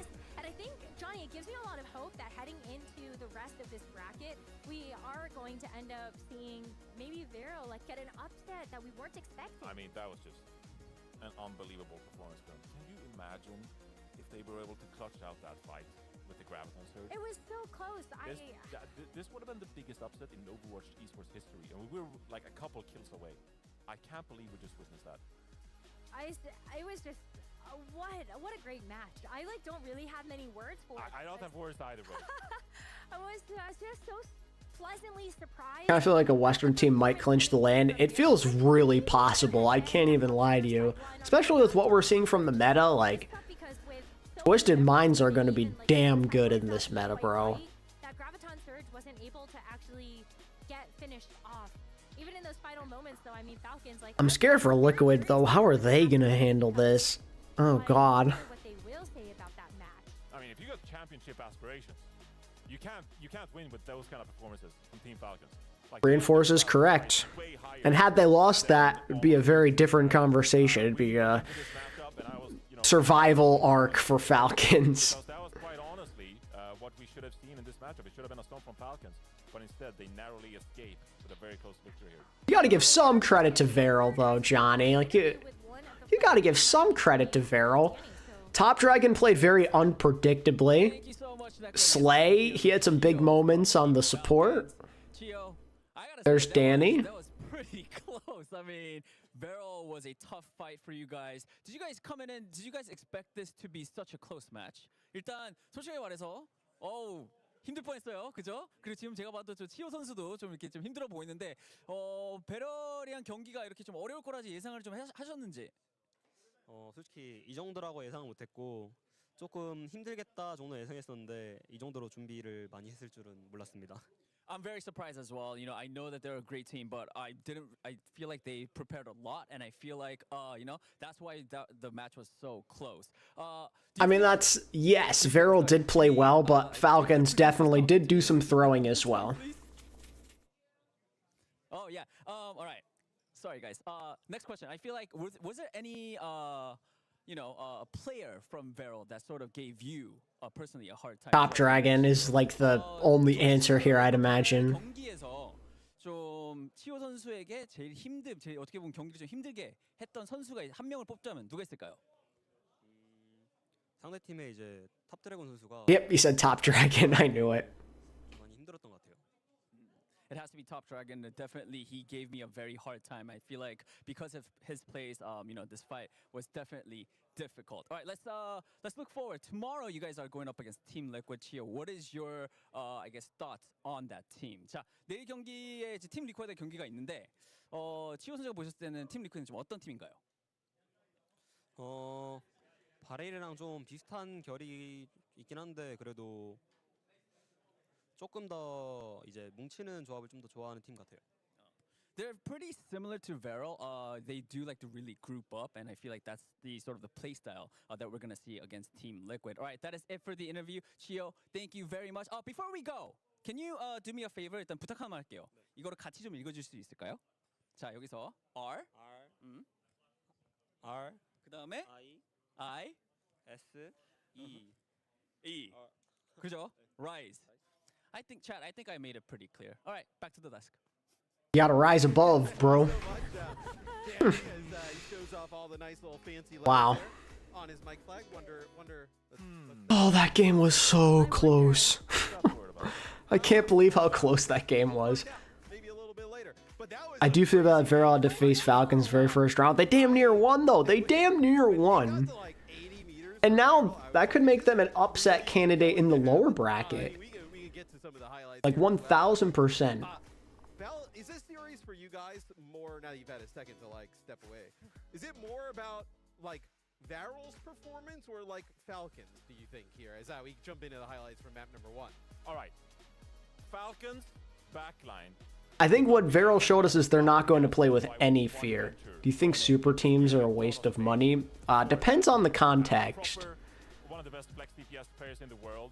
I put Varrel in my lowest tier. Yeah, so they're definitely proving me wrong, and I'm more than happy to be wrong because I want to see Japanese Overwatch do well. I'm really happy that they've made Falcons sweat like this. This is what you want to see. Like, who gives a damn about being right or wrong, bro? I want to be wrong about Varrel. They kind of lost all coordination to the end. It almost felt like they were choking in the moment, just able to come across the finish line. Well, Rose, I mean, as we take a look at the bracket here, so we can zoom in maybe on that upper bracket here in just a second and like really kind of focus. You know, Falcons will go up against Team Liquid, but you also have to feel pretty decent about Varrel now in the lowers. I agree with you. I'll be wrong on Falcons too. We'll see. It does give me hope that maybe Liquid could at least make it entertaining against Falcons now. I don't love Liquid in this meta from what I'm seeing, but they have a chance. Really leveled up, and I think that's why you turn attention to a team like Varrel, to a team like Team CC. They can't keep getting away with this. Yeah, maybe their luck will run out. You never know. And you just can't count out any of these teams. Yeah, we have half of our upper semifinals already set now, right? So you have Twisted Minds versus T1, and then TL versus Falcons. Johnny, just looking at those two first initial matches, what speaks to you? I am just, these matches were way closer than I anticipated going into them. So I am properly blown away now. And if you're Team Liquid, you're like, all right, Team Falcons, they're bleeding. Okay, Alcatia GK was supposed to be on paper the best the best series of the first round. What if it ends up being the most one-sided, boring series and like all the other games are 2-1s, but then either Alcatia or GK 2-0? That would be the funniest possible timeline. Sports in general, given their history of not living up to expectations. I'm not a big fan of super teams personally. It really annoys me when they happen. Because at this point, I do feel like I always root for them to lose unless it's my team, but it never is my team, so yeah. Like, I think about all the super teams that happened in basketball, and I'm like, oh, I hate most, if not all of these guys. I think the first to twos in combination with the bands and the map selection, it definitely... Nah, Lakers aren't a super team. Some type of scenario with... They're a super duo. The rest of that team stinks, bro. We're making so many hints in this segment that, like, if you don't get it, like... Yeah, I mean, come on. You have to... Get on it. Like, yeah, if you don't get it, what are you doing? I mean, come on now. Like, you know, we're giving hints. Watch Alcatia dominate. They might. We'll see. I love the Overwatch World Cup. I love the Overwatch World Cup. I do too. Well. Yeah. You have a chance to get there. You need the secret word. Lakers were a super team and they spent their money wrong. Seems like a common theme with wherever LeBron goes. That's all I'm saying. Yeah, you might get to see this like Varrel team kind of come back, you know, with Team Japan at the Overwatch World Cup. But that is 2 matches down. I'm realizing how crazy tomorrow's going to be. Because I'm going to get up for 6 a.m. to watch those games. And immediately after streaming Thanksgiving. It's going to be a busy day tomorrow. Okay, I'm getting kind of hungry. And I think I need something to wake me up as well. So I might brew a little tea. So I'm quickly just going to fix up some breakfast. I'll start a poll for the next game for y'all. This is supposed to be the best game of the first round. Will it? I don't know. But it's going to be Alcatia versus GK. The last time these two played, Alcatia and GK went the distance. 5-map series. GK almost reverse swept.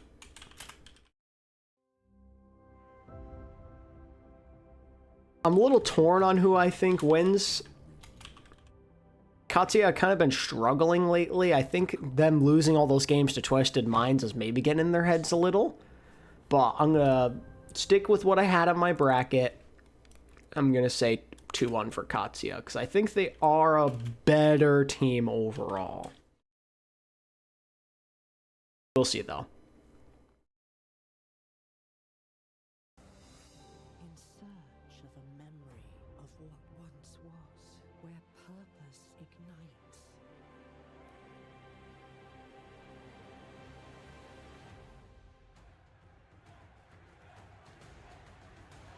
All right, be right back, chat.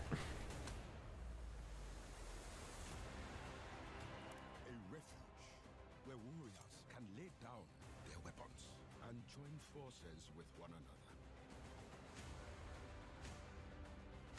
You can feel the power as countless worlds collide. A new future with endless possibilities. A place to unite. To imagine. To belong.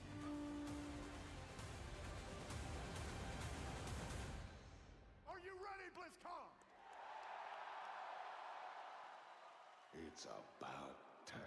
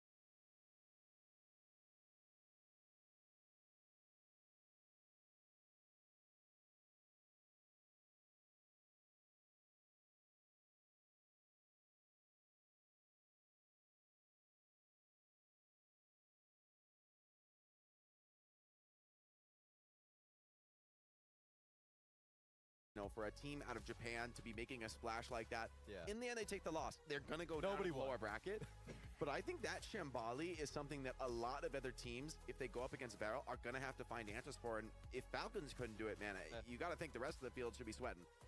Absolutely. I mean, this was just our first 2 matches of the day. We still have 2 more matches to bring you as we look forward to our 3rd series. We've got Alcatia versus GK. And now this is going to be a really fun clash to watch because EMEA versus NA. And even though GK comes in as the 3rd seed, I think this is going to be a pretty good clash, especially if the first part of our day is anything to look at. Nah, this one is going to be a banger. I got faith in this one. I don't know what you're getting with the last one. Could go anywhere. But this one, I feel pretty good. This is going to be a pretty competitive match. Is it going to be 2-1 down to the wire? I don't know. But I think it's going to be a really back and forth match. And like with the bracket and how it works, and like whoever loses this one's in really dire straits going into lowers. A lot of stakes on this one, and I also think this is going to be really interesting because these are both teams who relish the prospect of being completely unique, unpredictable opponents. Yeah. Katsuya, you know, one map they're going to be on Sim, the next map they're on Pharah, the next map they're playing like a classic Tracer style. You just don't know what they're going to bring. And then, you know, GK has done very much the same in North America. They've been a team that's willing to play Lifeweaver of all things, right? Has been willing to push the limits on what's possible here in Overwatch. And they have some monstrously talented players, especially if you think about Lethal on the hard hit scan role. Like, this guy is lights out on land in a pressure scenario. Well, while you two have set up the macro narrative beautifully, let's dive in a little bit deeper to the two teams that are going to be competing. Starting first with Alcatia. I mean,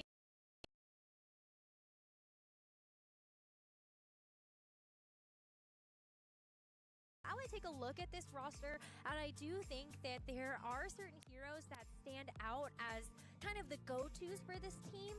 They're still going to bring a lot to the table today. For me, it's like post Champions Clash. And Champions Clash, they were there and they were still competitive, right?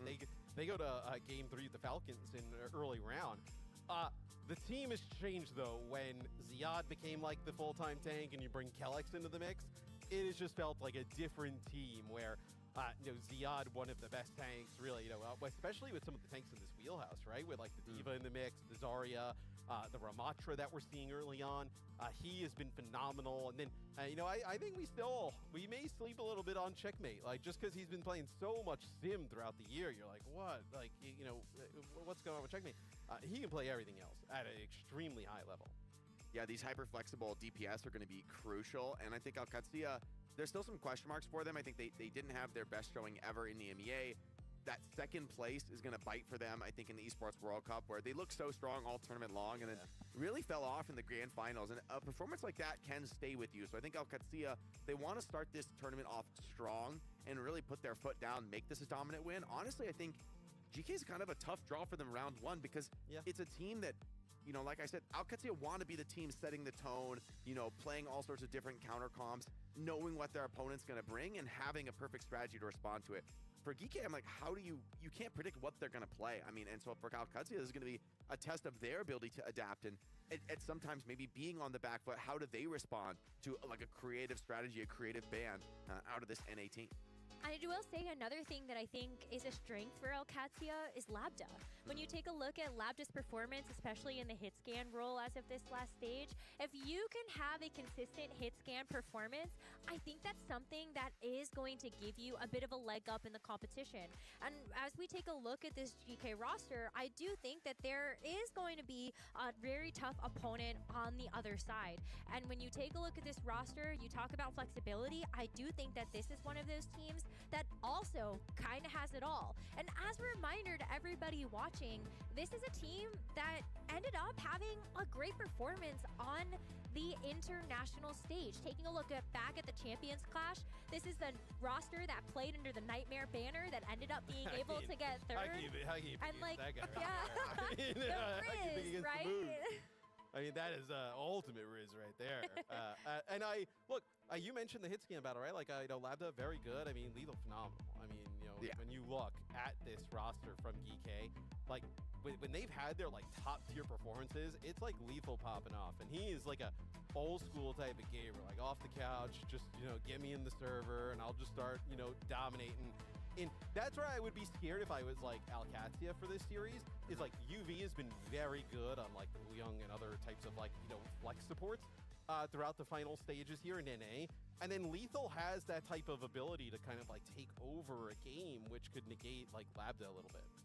Yeah, I think that's going to be maybe the biggest question mark of all, where we've seen, you know, core hit scan look really strong this tournament. And we've talked a lot about, okay, what is the flex DPS going to go to with Tracer nerf? But ultimately, all right, we are ready to rock and roll.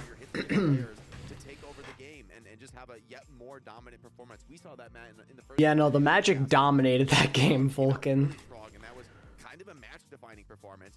And now for Lethal versus Labda, that's going to be a pretty crucial aspect. I got a little bagel with strawberry cream cheese action, chat. Labda from the team play perspective, where they love these rush comps, but GK, man, if they can take this to somehow a dive direction, could be really spicy. I got some chai tea here to help wake me up a little. Who do you think is going to win?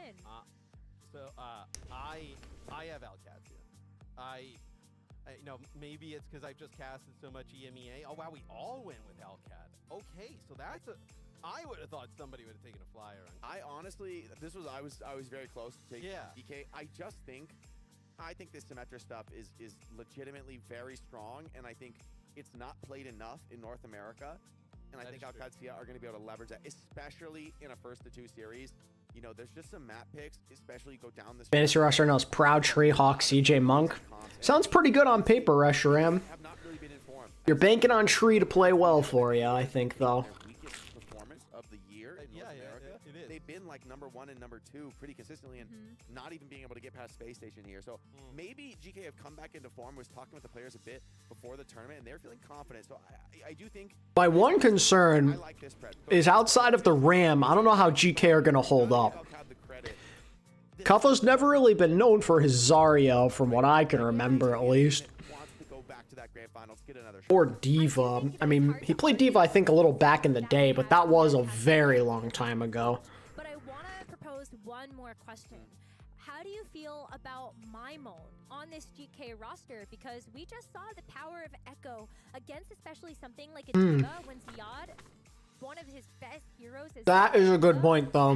Maimon has an excellent Echo. Maimon can play the Echo. That can help give GK an edge. I'm curious what his Venture play is like, because if you remember back, like with the Sim stuff. Oh, he can play Venture. Maimon can play Venture. Diad, Labda, Shy, CJ, Astro. I like it. Thus far. So like, if Alcatia tries to fall back to some of that Sim stuff, like does Maimon and GK have like a Venture? Your F1 fantasy team is popping up. That's a thing. Interesting. Venture for a long time has been one of the go-to DPS responses to Symmetra.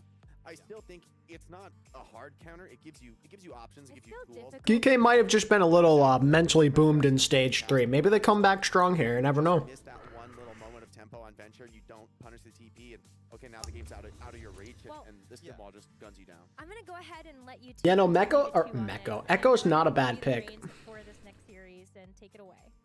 Thank you, Rose. As we get into this one, I think the chat pretty much on point. 70-30. I'd call Alcat the favorite, but I mean, they know these players on GK. This is one that Junkbug, as the coach for Alcat, he's gonna be sweating this one, because not an easy team to prep for. And I would also say the one thing that you didn't mention about the Venture kind of comps now is the inclusion of the Zarya in the mix, right? So the Venture can play a little bit more aggressive with those bubbles. And I agree. I think Lethal has to play very well.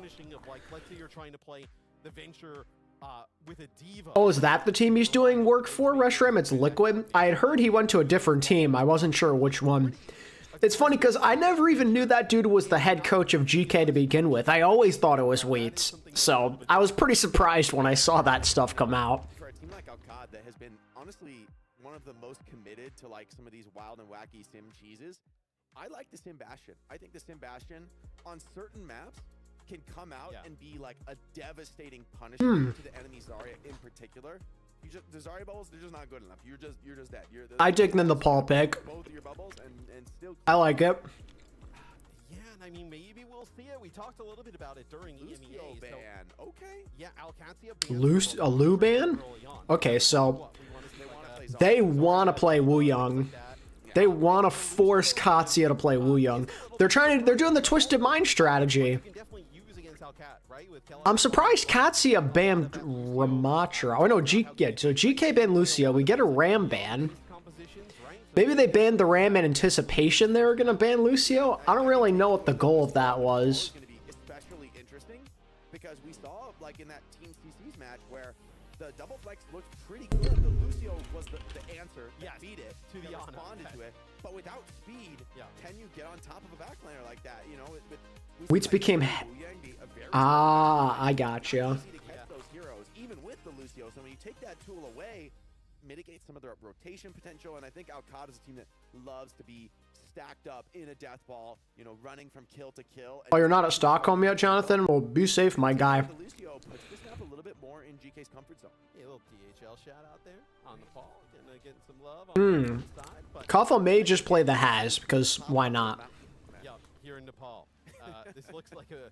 What do you mean, Varrel and CC got a map? Exactly what it says, man. Yes, that's a very good point. DHL This can looks get you, like a mountain. DHL can get you all the way up there. 2025. Yep, this looks like a mountain. Yep, that's Chaos. Brig Juno. All right. Right. All right. So This is the tournament of chaos. Alcatia there on the left-hand side. So Nah, Landon's just ringing them out of spawn, I think. Oh, no, he's not. They're actually playing the Juno. Okay. Sim Juno, very interesting. she was very strong and then kind of went nowhere a little bit, but it'll be Alcatia actually using this early on, and then for GK, it'll be Kuffa and Co. Running this hazard. The hazard could be spicy. They have the names reversed, by the way, so that's cool. But, Teleporters maybe split GK are playing something you'd expect from them, but for now. Both Katsuya, little surprised to see a Brig Juno. GK up on this high ground. Kuffa looking for a connection. Maybe he wants to dive into that backline. For now, Ziaz is holding down the point solo. Trades with Maimo, but the Uh-oh. comes in from Tepe, and This is where it gets scary. That point presence with the Symmetra in this little square. gonna TP into the backline. Looks to get a little bit active. Checkmate takes a bit of pressure, but is dealing out easily as good as he's getting. GK stabilizing. I don't mind this comp from GK, but like they have to be able to find a pick. Like they've got to like that. I just wonder if it's a little too late though. If they can keep Kuffa alive here, this is doable. Never mind. Ziad said, "I'm done with y'all." Kellex is a fantastic break, so now you can get another comfort kind of support line to fall back on when Lucio's not in. Yeah, I think Brig Juno is one that they've liked in the past, and it gives tremendous stability, right? Especially for a sim comp that's up against Hazard, who, you know, Hazard wants to get active, wants to aggro in, and there's few backlines more difficult to attack into than the Juno Brig. Also, this point, right, specifically where you want to fight in close quarters over the objective, like Sim, Brig, Juno there as well with the Diva, very difficult to fight into. Yeah, it's a lot of health to be able to Officially, 51's on half the hero rosters. That's cool. 1 for 1. Landon did get the ring off though. down. So providing some support from beyond the grave, it seems like enough for the moment for Alcad to hold on to this point. GK up against the Ooh, very nice wall from Kuffa. Well played.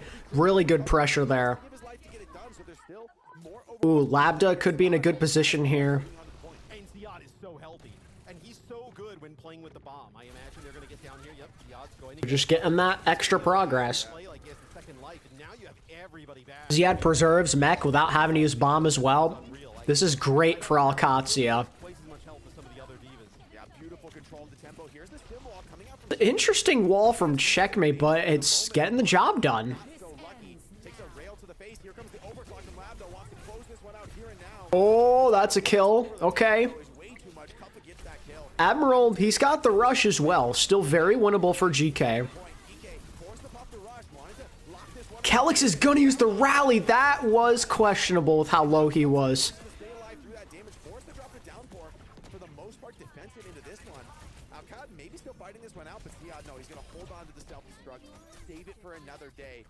And GK not able to give up the point from here on out. It's 99-0. A long road back, but could be an awkward retake for Alcad. I mean, the Diva. I think it's because UV's a really good Yang player. Didn't love the rally there. Kellex was very low, tries to pop that rally, maybe. But hey, Katsuya used a lot of resources. GK have a chance. Time for their DPS to do something here. Oh, that's a pulse bomb you want back. And it takes a little bit of health off of Checkmate, but that's healed up straight away. So get nothing with that pulse bomb. Nice whip shot there from Kellex, as they're gonna move straight to the point. That was a nice bola, but he's dead. Just not enough. Ziad is super And Ziad's still alive. Dude, this guy's a freak on Diva. He is so good. Ziad's so good, man. Violet, and the backline is gonna What a stud. Alcad, the front line way too strong for GK, who just crumbled in the final fight. Yes, I also think, Jake, with this matchup, right? Neither of these. See, unfortunately, GK, if they're not going to play Czar, are very limited in what they can play. Yeah, they might be already thinking about their second round matchup, maybe missed some of the prep here, but these two teams have honed in on each other for like weeks. now. absolutely. They knew this was a key match. Yeah, so you are going to see the strats really dialed in between these two, and I think Alcatia with just a really nice. Banning Lucio might be a mistake. It could be, yeah, like, Twisted Minds yesterday. if you're going to make that choice, you've got to be sure you win the map, because that was kind of twisted strategy against Katsuya, if you remember. Getting them playing all the Banning the very conventional heroes that get played a lot, and it threw them off their guard. hero of this comp. It's not working here, though. I think that's largely in part because GK can only play very certain things. Their hero pool is very limited in this type of meta, so they're just going to stick with their hazard and hope for the best. I mean, like, think about it. They're a ball team, they're a Haz team, they're a Winston team, and they can play Ram, but Ram's banned, so there's really not much they can play. And it's also a little bit of a harder shell to play it into, Jake, because you're not going to be playing that Zarya, right? We were talking about how the Zarya works really well with the Venture, being able to use some of those bubbles to keep the Venture alive. Only good news, it's a bit harder to make the sim work on this part of the map, but with the Yang dead, they're looking good.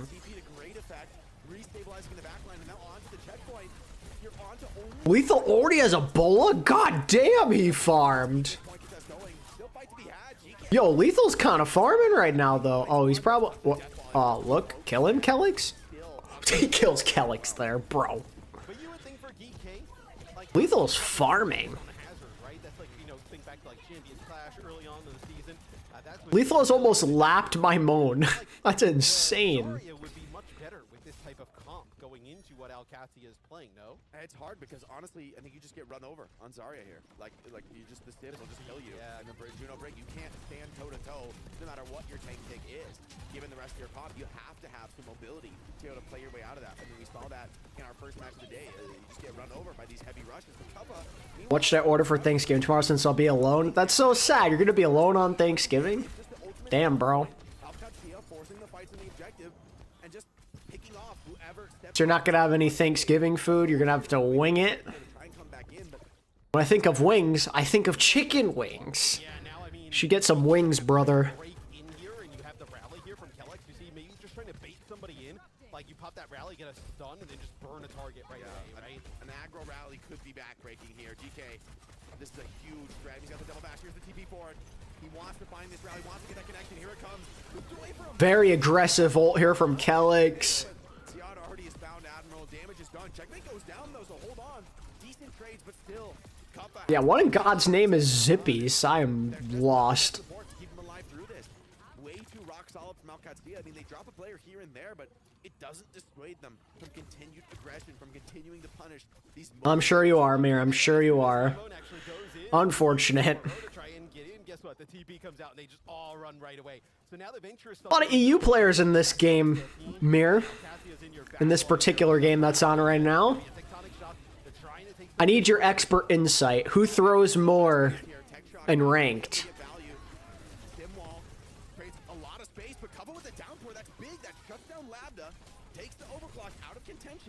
A Hawaiian restaurant chain.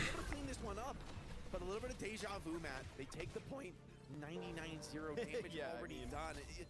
Pretty dire here for GK. I don't know how they turn this. You beat Kuffa the other day. Your new favorite player. You beat him. Yeah, but like what? You use the rush. They'll end up having like an orbital ray built back up. Yeah, the ray. It's class. I mean, I ain't never been to a Denny's in my life. I only go to those local diners. And I've got some damn good ones, I must say. Team seems a little split. They don't all want to go through that TP. They're just trying to bait out ults, and they do. They bait out the road. That's crazy. For GK, and you can't blame him for it. If you delay that rush a little bit too long, Alcat could just run you over. But this time, the read's not there. Once again, checkmate right back into the fight. They're just getting flanked, and the orbital ray's going to come from the front. Yeah, now it's getting a little bit awkward, though. I mean, like, where's the connection for Alcat? They need to get in. Oh, Lethal. Oh, he got the health pack. Okay, he's still alive. He's got a pocket as well, and they get the kill on a Kelix. Okay. They're not out of this. He just wants to remake. He doesn't want to give this up. Interesting. This is my most second in the fight, and onto a crucial target, no less. Yeah, UV dangerous. On the hunt for Landon. You are going to lose Lethal as Oh, Landon baits him in successfully, though. Wow, well played by Landon, using the verticality of his hero to his advantage. Pushes GK all the way back. It'll be a title blast here. Use on the Admiral just to try and keep him alive, but Jake just feels like. All right, so there's your first map. They're so sharp on these sim comps, man. I mean, just a tactical domination there on the retake. Yeah, I've never been to a Denny's because, like, I have a lot of local diners that are frankly better that I could go to. They always find the right place to teleport. They always find the right way to attack.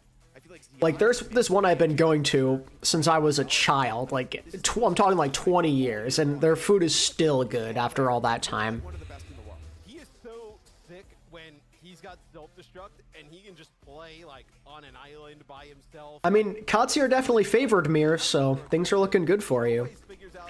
I have not been to a Waffle House, no.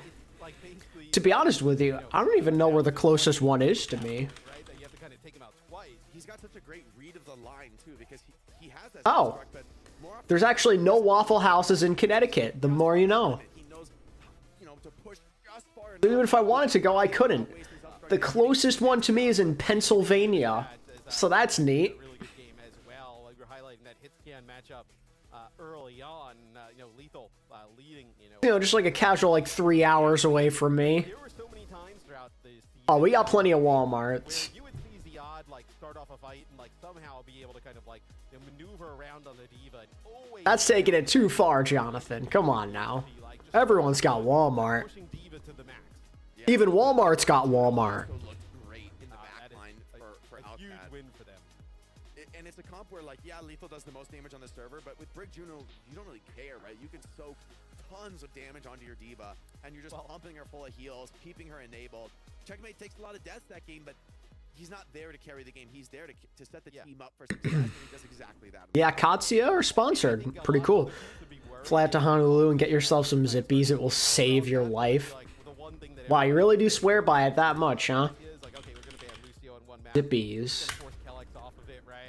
I'll be the judge of that. Zippies. Hawaii. Because now you start to get into this like, hey, we're gonna play sim with whatever Menu. Well, let's see. Let's see what they got. And there's really no stopping it. Yeah, I mean, with this many options, right? If you can do it without the Lucio, Show it on stream. Hold on. Let me find a good picture.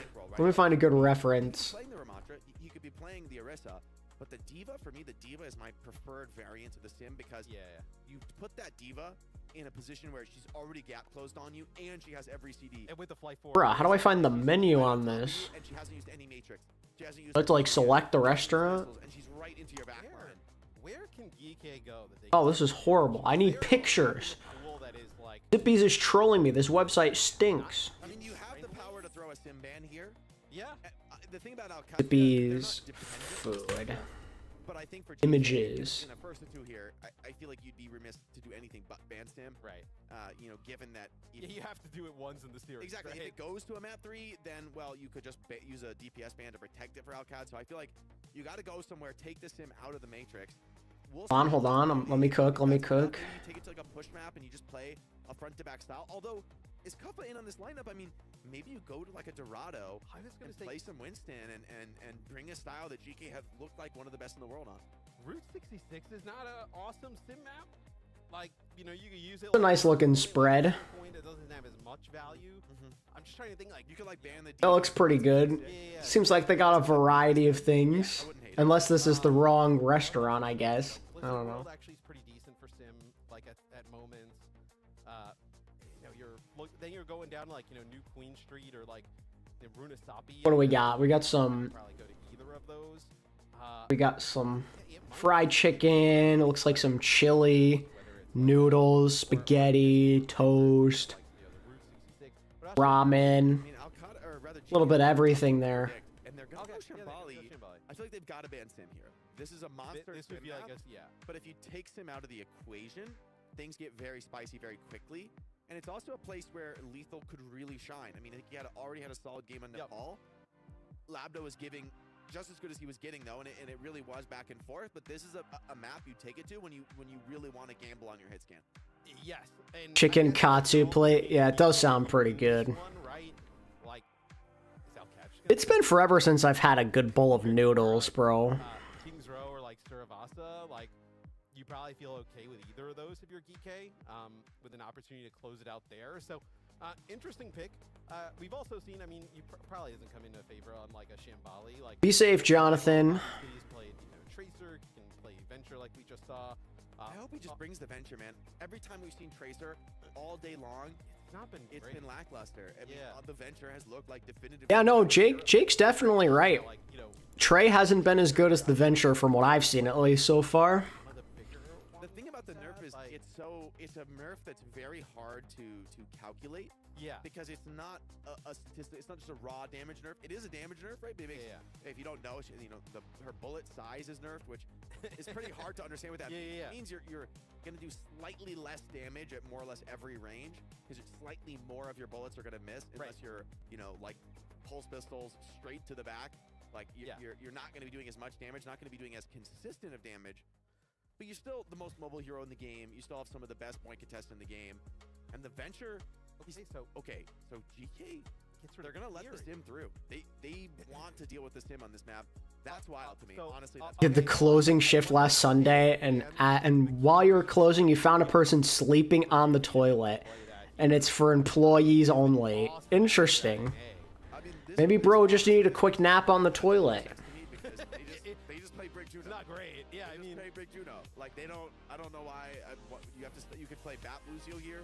I don't think you even would play carry. Like if you're the Sim team, I think you would play Bat Lucio or Brick Juno. The AoE heals are really powerful in the Sims comps. I mean, are you looking like, could you Back to Shambali again. Can I see some variety with my maps, please? On a Winston look? Yeah. Bring out the Ash or something like that, or hey, maybe even like an Ilari, right? Yeah, at this point, GK may have no choice but to match the Ram. I'm assuming that's what they'll play. Yeah. But no, it looks like If Kuffa played Zarya, I'd be pretty surprised. They've been playing a ton of the Booyong, so maybe that's kind of where they were going with it. Alcad, I mean, this is right up their alley. Like, if you asked them, like, some of the... He was out cold but breathing, so you end up calling our version of 911. Yeah, that's probably the right play, Math. I mean, it's interesting about this is now with no Kiri, any on-a-nade... Thanks for the vids. It's helping me through something recently. Won't get into it for chat's sake, but your videos have definitely helped. I'm glad. I'm glad I can help you through whatever's going on, Alpha Hawk, and I hope that things get better for you, whatever you may be going through.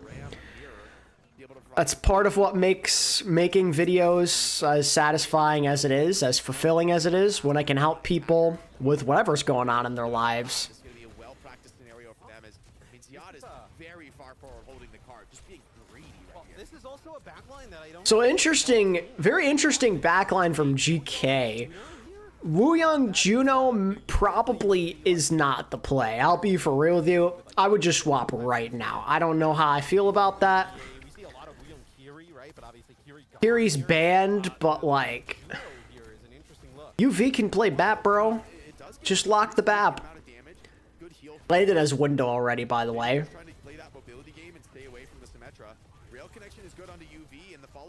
Oh, okay, as I say that, though. Looks like they did a good job of maybe intercepting a teleporter there. Whoa, my god, did you guys see where that TP was? That was quite literally at spawn. My guy Checkmate has no chill. That TP was literally at their spawn. Didn't roll a meter, so Alcatia are going to get 3 fights on first point. Yeah, I mean, this a lot from the elite sim teams. Yeah, it's pretty decent there for Alcatia, and because they're playing the sim, right? Overly ambitious TP. They pay for it with their lives. Ziad, understandably, is going to go over to a Diva. I think that makes sense just to contest my Moan. You can block a lot of the damage from lethal as well. Admiral's going to make a swap over to a Brig, and I think that's definitely the right play because we've seen the Brig Yang be successful against the Ziad Diva. Yo, they have no chill with these TPs. Very aggressive. And it works. It's working. But, as I say that, they lost some guys, so... well, UV is gonna... They really want to make sure they win that, huh?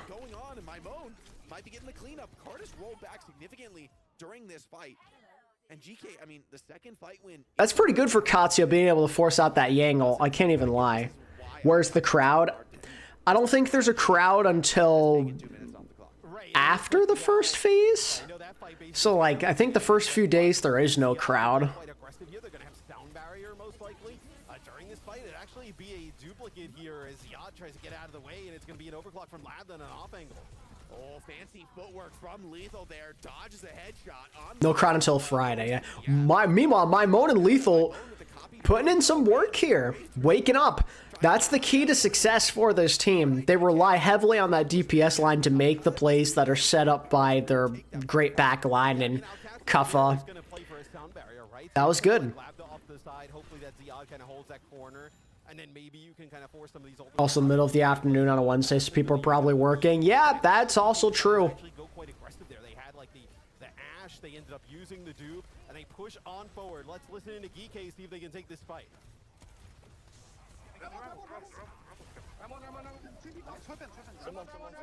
Alex aggressive ult. They didn't even need it, but hey.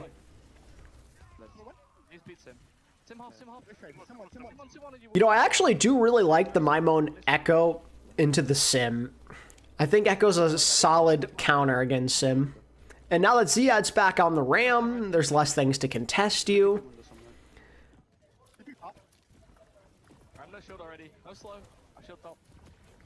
I'm a career advisor, says Mir.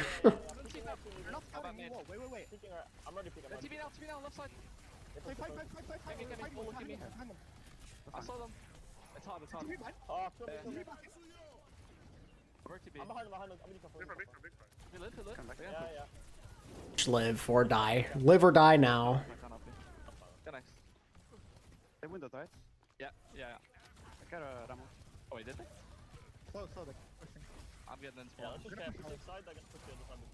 Bro, they're chasing them down to the spawn. Katsi have no chill. They want to win this series and they want it now.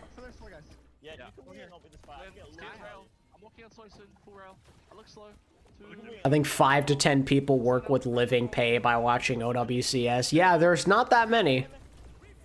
And I can tell you I am most certainly not one of them. Yeah, I'm surprised to hear that, Mir. You do something besides Overwatch, I'm proud of you, bro.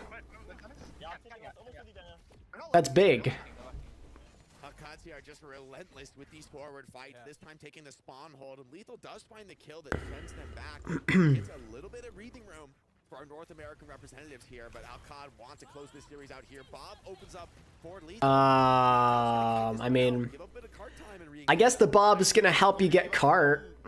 Progress here, right? But I know you're gonna obviously, burn some time, and Alcatia did a great job burning even more clock there as they kind of move towards the spawn door. It'll be Labda here with an OC here. Labda cannot find any of the shots. Very early Admiral rally there. It's going to give them a chance to get back onto the card immediately, but they're going to walk right into a land-in window here potentially, and I think they know it too. They're trying to bait out this window. Successful bait. It works. Wow, Maimon carrying this map.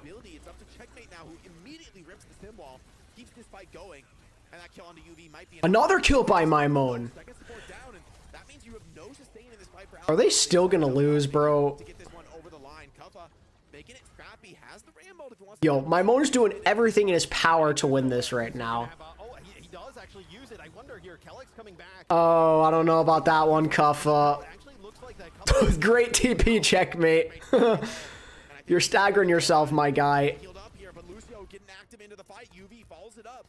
Okay, really big for GK.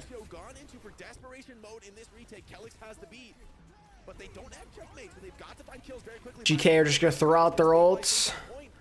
Good knockdown onto Labda. It's a 1-for-1 trade. But without your Yang, it's gonna be tough. You only have Lucio heals. Looks like they're okay. I was gonna say, do you get another fight? So you have the sim here UV's gonna go Moira just to try and, or no, just to get out of spawn faster with the Yang. Is the contest gonna happen? No. Okay. Yeah, Kellex thought about it. He ran to the corner and was like, you know what? I don't want to be a. You know what? The one before, I'm not taking that one. A little bit of respect to GK on that one. GK's still alive. This is key. You do not want to get held early on this map. It's a death sentence. So let's back up a little bit. You're in a pretty good spot though here for. Oh my God, this T is doing God's work right now. It's helping me wake up, man. I needed this so badly. And I'm not someone who usually relies on caffeine in the morning. I needed it though. Last night was rough. That's your opener. That's something to keep this. Could not sleep. Breaking this corner though is going to be a tall order. You're close on a couple ultimates, but you don't quite have anything online, and we're running into that barrier where are you going to get another fight if Alcatia can delay this one for just a Tea makes you sleepy. Well, this is caffeinated, so. This area to fight also is not exactly ideal for the Echo, right? Like inside of this kind of a hallway where it's close quarters, even if you're up at Caffeine always gets me jumpy because I don't have it very often. I get them heart palpitations, you know? Shuts down the OC, and Mace and Alcatia packing. They're still here. They're still holding this one, refusing to back down for now. Checkmate's in danger, but he should be okay between the little cross window shield thing. Little awkward spot, them being so split though. Kuffa could do some real damage with his ult here. Sound barrier's gonna connect on all 5. Kelix is close to one of his own, so they can just play the long game, get theirs, re-engage, and try and win there. Or maybe they hold it for Kuffa's ult. Oh, Lethal's dead! Yo, that was a sick title blast onto whoever, onto my moan.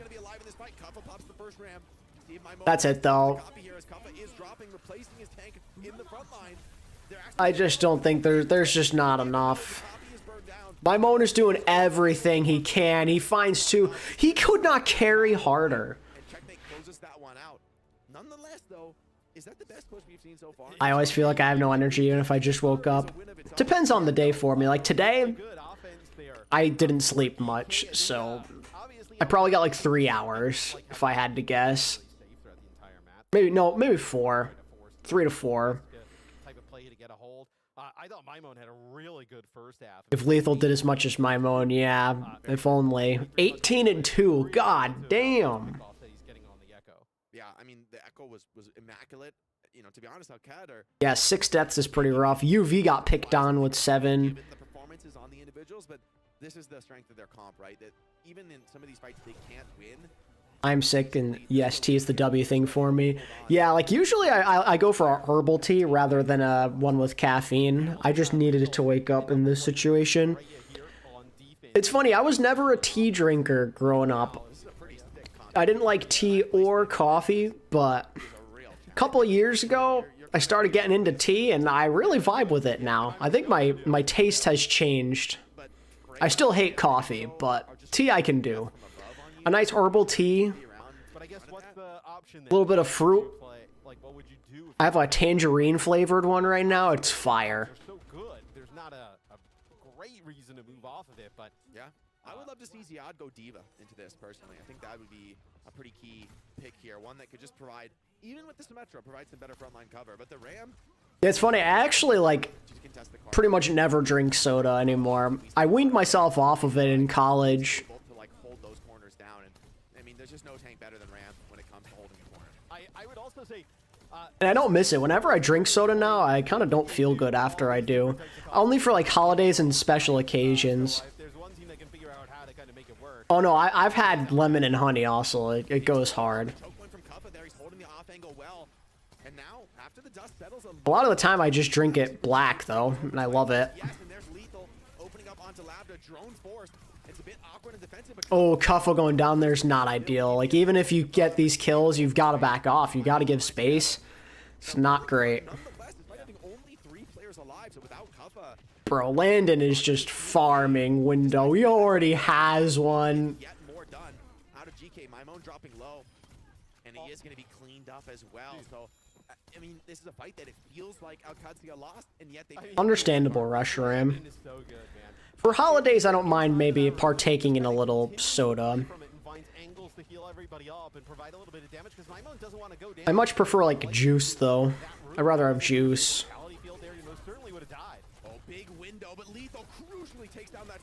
That was a... Oh, my Moan and Lethal doing some things. There you go. There you go.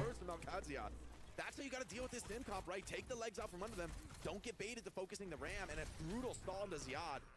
Okay, half the time down. They have a chance to maybe hold this here. You've got ults in the book. My Moan and Lethal are playing well.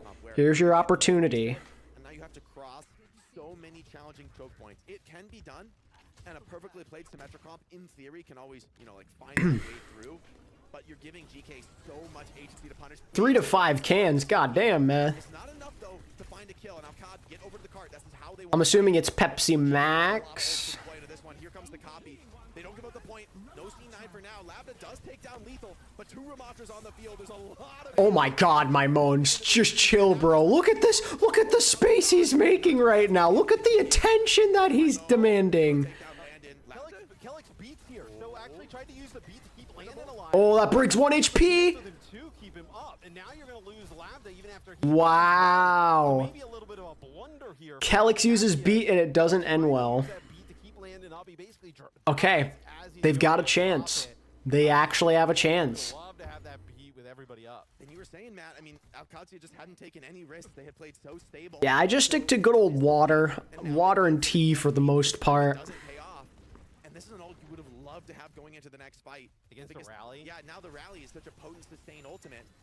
Checkmate does have that wall, and I mean, attacking into a Rambald is often a very poor play. So we'll see if GK want to get aggro with this. Oh, checkmate! Oh, they had to waste ammo so early. And that wall, it's not great. It's not great. The script is starting to turn against them. Here comes Kuffa into the flank, takes down Lab. Kuffa just block.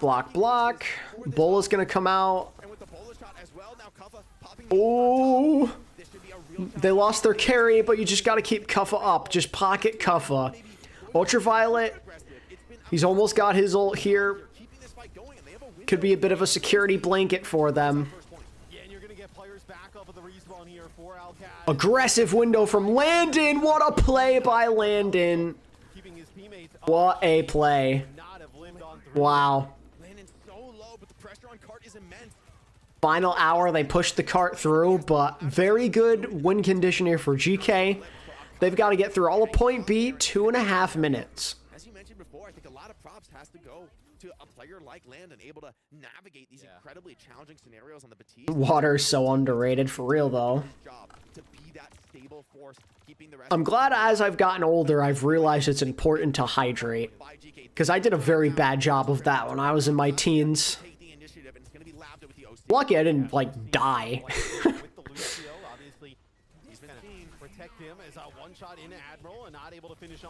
Oh boy. Oh boy.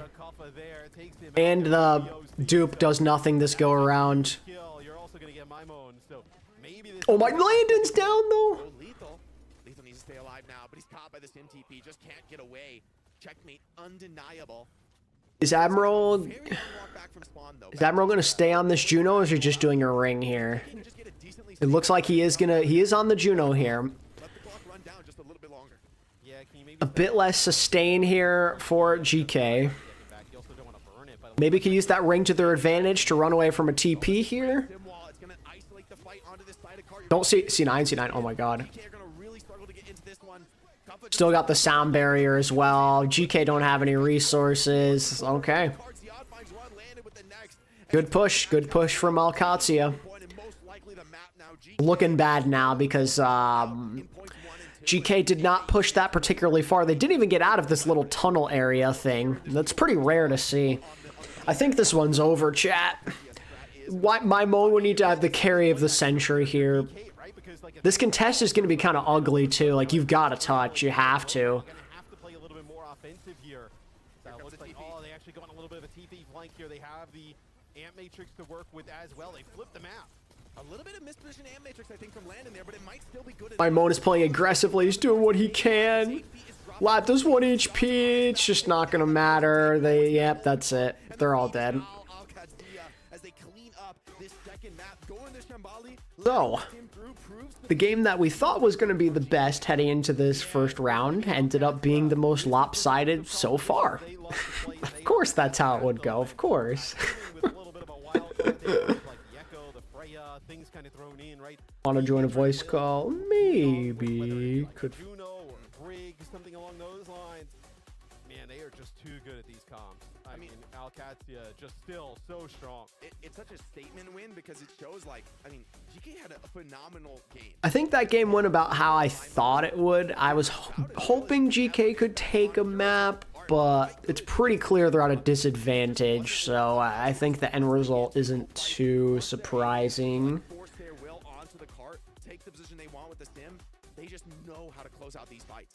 Yeah, and there towards the end, it was actually a really nice, like... It's so weird, there's only one game left.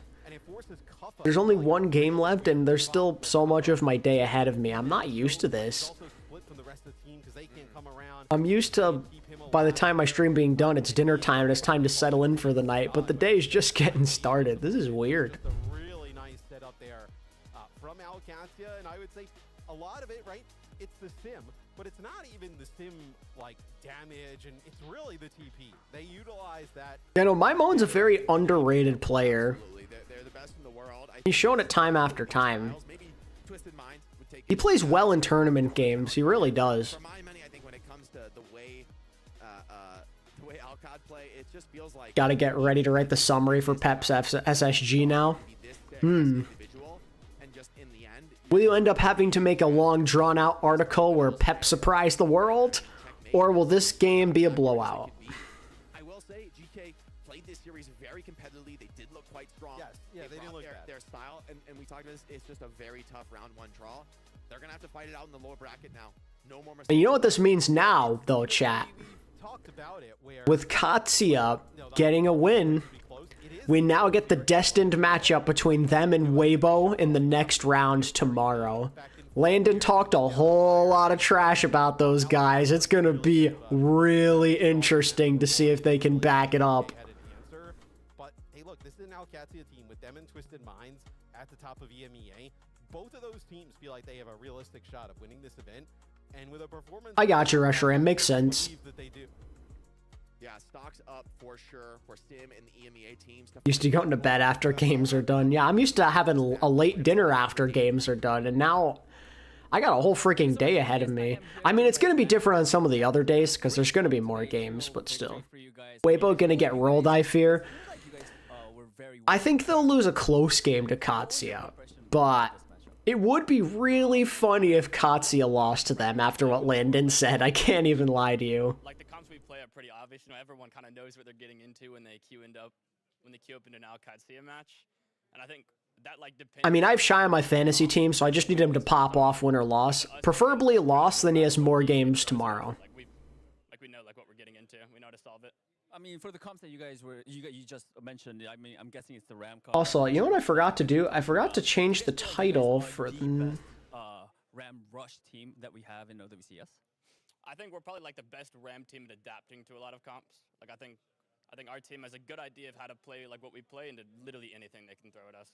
I mean, give me an example. Like, what were some of the I think adaptations that you guys had to make against SSG versus Peps? Who? Not a fun match. Yeah, we're 3/4 of the way through the day, and this ends up being the first 2-0. Definitely not on my bingo book. I can tell you that. You never see Checkmate getting picked pre-fight, like with all this spam. He's always there, always alive, finding a way to get value.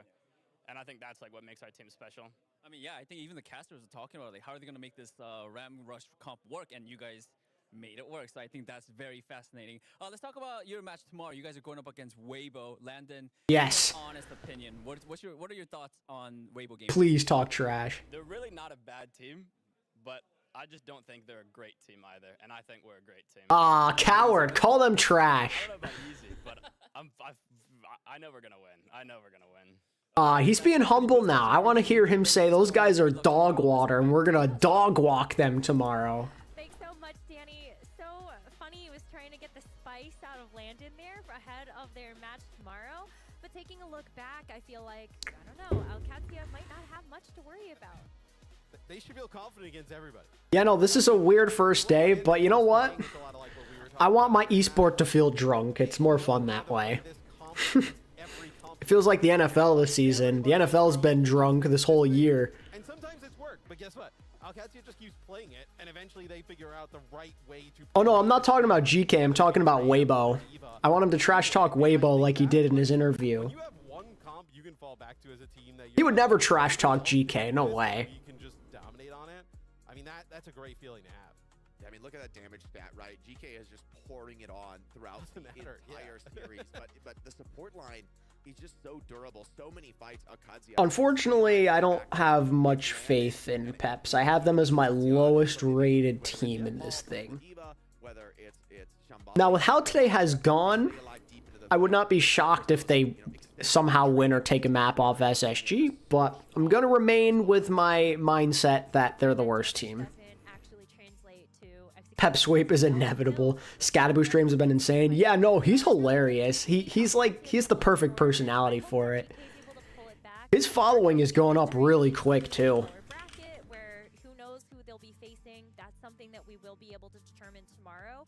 But I think they still have more to show us. This might have just been a tough opponent. And to your point, how do you get experience against the teams that He's already at 126k and he streamed like what, 5 times? Like in the sense 5 or 6 times. would love to play some Hazard, you love to be able to I know he did some Warcraft. I think he played some Apex. He did some IRL. an awesome meta for them. So they may be trying to figure this out a little bit on the fly. I mean, I feel like they had great games. I thought Cuppa looked pretty solid on the Ram. Like Mymone and Lethal put up big games on their respective. And he's collabing with like massive streamers too, which is sick. And it just wasn't enough. I think this is more for me like how good Alcat are. I think they're a team that Every sports league, esports or traditional is now the Chengdu zone. That's how it's felt this year. Like the NFL, I don't know if I've ever seen it more drunk than what I've witnessed in 2025. and I wouldn't be surprised to see them with another shot at the grand finals. I mean, that's an early call, but Like nothing makes sense, bro. To get there, though, is certainly going to be a tough one as we take a look at our bracket. You can see it updated with the Alcatia win. They are going to be going up against Weibo Gaming. Bro, who's doing landscaping indoor lawn work today, bro? It's almost December. What is there to do? Everything's dead outside. Either Space Station Gaming or Team Peps for our final match of NFL's gotten worse since sports betting has become popular. Yeah. It is a little suspicious, isn't it? Should have been VP this upcoming game. Yeah, unfortunately. They ended up choking, sadly. I wish they... Well, choking's maybe not the right word, but... I wish they were here. I'll say that. I wish they were here. Yeah, for sure. But when we look at that upper bracket, Rose, I really think like Alcatia and TM, like one of those teams, like they're both Incorrect. The Dolphins making their fans miserable is perfectly on brand. Yeah, that's true, but that's pretty much how it goes every year, no? I think Team Falcons, now that they've been able to get that win, even though They absolutely should be tanking right now, but their schedule is so easy that they're going to win games. even though that match is going to be really tough. I mean that Team Liquid like they've been I can already tell what the Dolphins are going to do, bro. you gotta be confident, but exactly. Me too, because then I would have been in Stockholm. Sag. I think that's actually a huge statement. That one that Falcons is not going to be happy about. I can already see what the Dolphins are going to do. They're going to beat the Saints. They're going to beat the Jets. They're going to get up to 6 wins, and then they're just going to lose like the rest of their games. Today, where Space Station Gaming take on Team Peps. See you soon.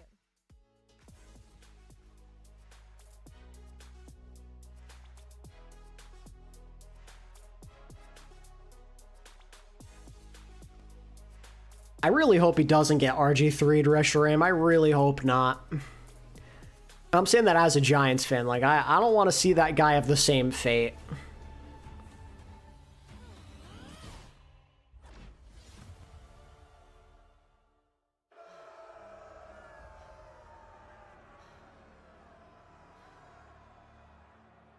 Look at them, Papa. Look at them. I wish you were here to see their faces. The crowd. The lights. The spectacle. I've become quite the celebrity in the Colosseum. They have chosen me. Welcome to the Findom mentality, lol. You know, that kind of sucks because, like, they're going to throw their tank away and then still lose anyway when it matters. I feel bad for Dolphins fans. They really should have just been tanking from the beginning. Y'all need to get rid of your coach. You need to get rid of Tua. You need to just start over.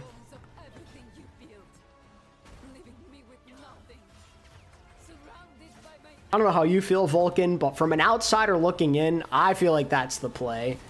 You just clean it all up and you start over. Cause that coach ain't it. That guy is terrible. Weren't you, Papa? When I hear that guy talk, I don't understand him. I don't understand what he's trying to say half the time. I don't think he does either. My wild and reckless nature, with patience and guile, taught me the value in knowing my enemy, in learning to turn their greatest strengths into their weaknesses. Even in death, you showed I've been saying this for 2 years. Yeah. estimating an adversary. I promise you, I won't repeat your mistakes. It's funny, like, Look at me, Papa.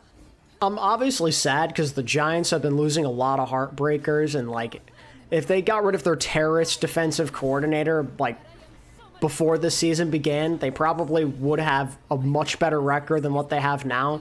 But I'm so used to my team just being bad while having a bad record, like they're not fun to watch. It's just a nice change to see them playing well and being competitive in like every game almost. For once, the Giants offense doesn't suck. It's actually so fun to watch. I just wish the defense could stop choking at the end of games. I just wish. I feel so bad for them. This team plays hard every single game. Has been tallied and recorded. I will take back everything that was stolen from us. And I will use them. I feel that. My team's owner is also an idiot. Or idiots, because they're, you know, there's two big owners, the Tishes and the Maras. They both feel like they're running a mom and pop shop. They always want to get people that they know. It can never be someone from the outside. There has to be some kind of connection to New Jersey or the Giants. It just has to be something connected to that. It's so sad. It makes me nervous they're going to hire the wrong guy again.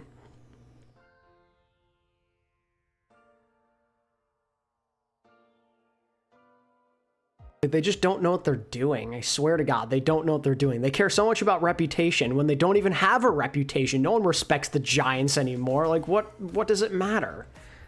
Who cares about history? That's in the past. You gotta adjust to the present day. The 2025 Overwatch World Finals is brought to you by DHL. Welcome back, everybody. It's the final match of Does you guys stadium want to have a stupid name? Yeah, but it's still a hated stadium anyway. Everyone hates MetLife. It's a garbage stadium. action. My name is Necker, and I'm so stoked to be here once again alongside Johnny to bring us through our I'm excited for next year, though. What a banger. I really hope the Giants fire their GM. He ain't it. If we have a new GM and a new coach with Jackson Dart, I'd be excited. Malik Neighbors, Cam Scattaboo hopefully fully healthy. I'm very optimistic about the Giants' future if the owners can just do the right thing. I'm so excited because I feel like when we get a chance to look at Giants' most fun 2-10 team ever. That's what I'm saying. Every game is entertaining almost. They've gotten blown out only a couple times this year. 3 times they've gotten blown out. And 2 of those was with Russell Wilson as the quarterback. I wish the owners would sell. I wish. Oh, it would make my day if the Giants owners sold the team. I'd throw a party, bro. The Tishes and the Maras just don't know what to do anymore. That's the problem. John Mara, the team got handed down to him by his late father who passed away, and that dude knew how to win. That's why the Giants were good in the 90s. That dude knew how to build a winning culture. Now the Giants only want to lose. The culture they built is Loserville.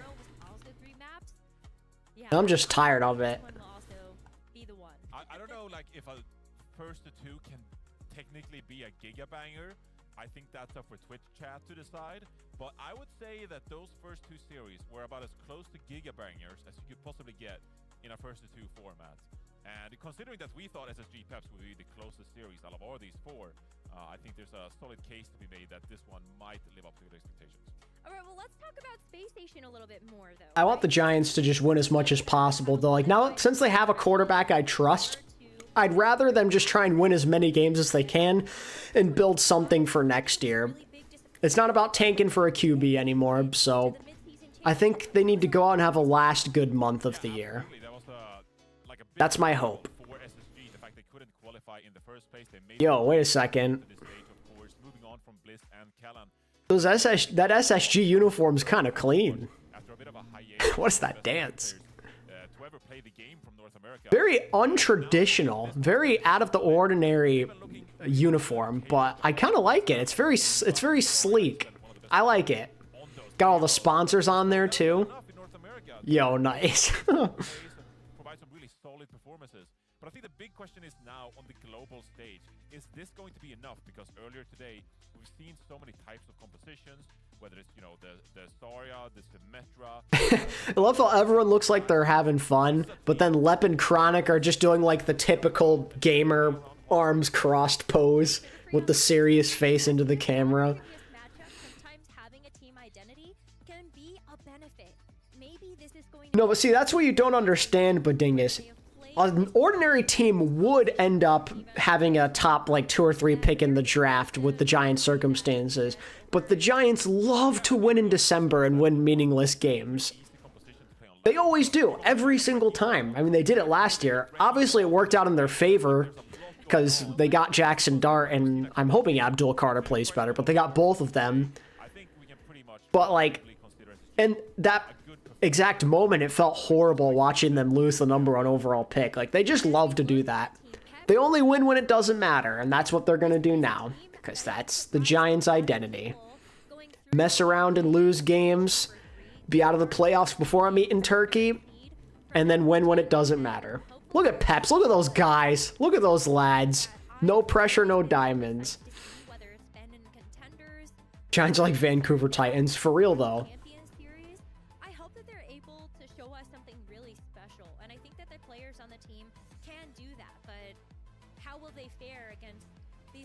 It's unfortunate there's no crowd, because you already know the crowd would be rooting for Peps so hard. You know, they're the local team. Well, I guess close to local as you could get in this scenario. Was having connective issues in that matchup that was the decider to qualify, but Peps, they got the job done. They deserve to be here after the performances in the playoffs. And now the question is, like you said, how will they fare against some of these other teams? I would say that they've shown that they're really capable when it comes to taking down Symmetra teams, which there are plenty of in the European region. But now, if you have to play an SSG where Willis has a pretty similar hero pool to Hawk, how do you do in a mirror matchup? That is a big question mark for this team, and Dip is another individual that I'm looking out for. Dip has to play out of his mind if they want to make this competitive. One of the best racers in the world. And I'm now looking also at Zara. When you look at the hit scan versus hit scan potential, I think Zara's Spray and Sojourn has looked very good. Who's squeezing this team is not Kevster? Yeah. I mean, Kev, you could argue probably should be here, but alas, VP fell when it mattered. It was like VP should have been here, then Gen G should have been here, and now we have Peps instead. Pretty funny timeline. But then, yeah, how does the Diva look? How does the Zarya look? And do we also see some strategic bans that come out that maybe prevent a good answer coming out from Team Peps? Yeah, I think there are a couple of good bans that come out here. If you're Peps, I think you definitely have to look out for the Lucio ban onto Lep. I think Lep has a massive target because... Yeah, that's a pretty big storyline, right? Kevster not going to a single LAN. It just feels weird knowing how good he's been the last 4 or so years. Pretty weird. Exterior as well, playing the Kiriko pretty reliably, right? So I feel like Peps, they've actually shown a little bit more flexibility than we've seen from SSG. Well, I gotta say, Johnny... I mean, unfortunately, he kind of was crippled at the start, being a part of Ultimates. That team just sucked. I had such high hopes at the beginning of the year, like on paper, but they just sucked. Oh yeah, no, it's definitely not Kevster's fault. That is something we can say with confidence. Ain't no way it's that guy's fault. SSG are going to be very comfortable with this matchup against Peps, and I think that Peps will have to Ultimates were just terrible. I mean, competition that you don't who was the other good player on that team? It didn't feel like they had another reliable option on Ultimates. wrap this one up. I wonder what Danny actually chose here. All right, Danny also chose Space Station. Okay, I wanted to have shown Matt's prediction because Matt actually. I mean, like, they had KSA, but, like, Believe it or not. back then, like, stage 1 was, like, the worst meta humanly possible for KSA because Haz was good. Fruition, but for now, let's They go couldn't ahead figure and out their backline. Kai stinks. for day 1 of the Overwatch Champion Series World Finals. Space Station and Team Peps ready to That go. too. VP is also allergic to Mat 5 on Rialto for Worlds qualifiers. It's Christopher. There he is. That did change.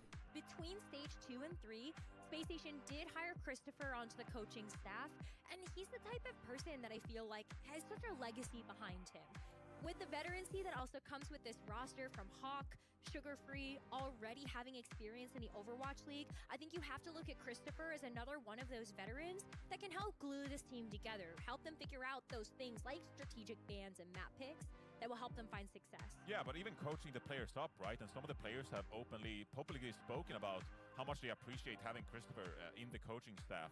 CG, of course, talked about how it's one of his favorites. Hawk being back, though, is huge for the esport. Yeah, especially because he's playing so well. I really love working with Christopher because he can explain things very succinctly, coach me up on heroes. I just like seeing I guess at this point, I guess you could say kind of more so like an old timer playing at a high level. Hawk has even paid respects to a lot of players from like the OWL era, saying that there's really not that much of a difference between tank players now and then. Like, he'd argue that they're actually better mechanically back then than they are now, which I think is sick. Everyone loves to just dunk on the older time players, but Hawk is a man of culture, and he respects the predecessors, so I tip my hat off to Hawk for that. Strength out of a Hawk diva on a map like this. Yeah, 100%. And they actually fared quite well against Team Liquid in the grand finals over North America on this. Unsurprisingly, we're going to Ilios. I think both teams are happy with that. Then on the first ban, I can't wait to see what they've got planned for. I'm sure the Diva's coming unless Peps ban it here. Oh, okay. Peps do ban the Diva. Are going to ban out that Wu Yang. I talked about it. FD God likes to play. Yeah, Hawk is a ball knower. I think SSG, they want to default into more of a stand. Sugar Free calling Hawk brain dead for his 6v6 takes was hilarious. Ban from Peps denies Hawk one of his best. Yeah, I mean, like, it's interesting because Sugar Free also played in both eras, so, like, I can't even get on him saying he's, like, some kind of zoomer. Like, it feels like he's a zoomer in terms of tier 1 play, but that's only because of his age. Bro's been competing since, like, 2018. He's been a part of both eras, and he's been good in both eras. Mind the Wuyong ban. Like, he's already shown to be an incredibly proficient Lucio. And so maybe there's still comfort there. You don't have to worry too much about that Wuyong being banned out, even if you have had a lot of fun playing it as of late. Yeah, at the end of the day, after these bans, I still think both of these teams are very comfortable. He was so young in OWL. Yeah, but he was OWL caliber. Obviously, He was OWL caliber even back then. Obviously, he's playing the best of his career nowadays, but he was still very good in contenders, and I don't think people remember just because, you know, it's contenders, not that many people watched. That dude was a beast on Atlanta's academy team in his prime. If he wasn't, like, negative 12 years old back then, he would have been an OWL. hero, if you will. And that will But unfortunately, Bro was a fetus during that time, so... try to secure.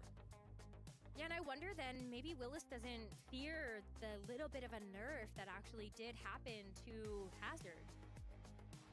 Who knows if it's actually going to be impactful enough that Willis decides that Hazard isn't the right tank, but I think given the circumstances, if you have had a lot of experience on it, then why break something that isn't broken? Or fix something that isn't broken. Maybe you do actually want to break it, who knows? But if you're tuning in, make sure that you have your connection to your account on Twitch so that you can get your drops. Yeah, and today is obviously, we have individual drops for each single day. Yeah. November 26th. We've gotten value today. Yeah, we've gotten a lot of value today. It's been a long broadcast, but today is the one of the days you can secure these ones, right? So Yeah, I mean, Sugar Free's still at the top of his game, so final he'll be around. single day, let's secure these 3 drops.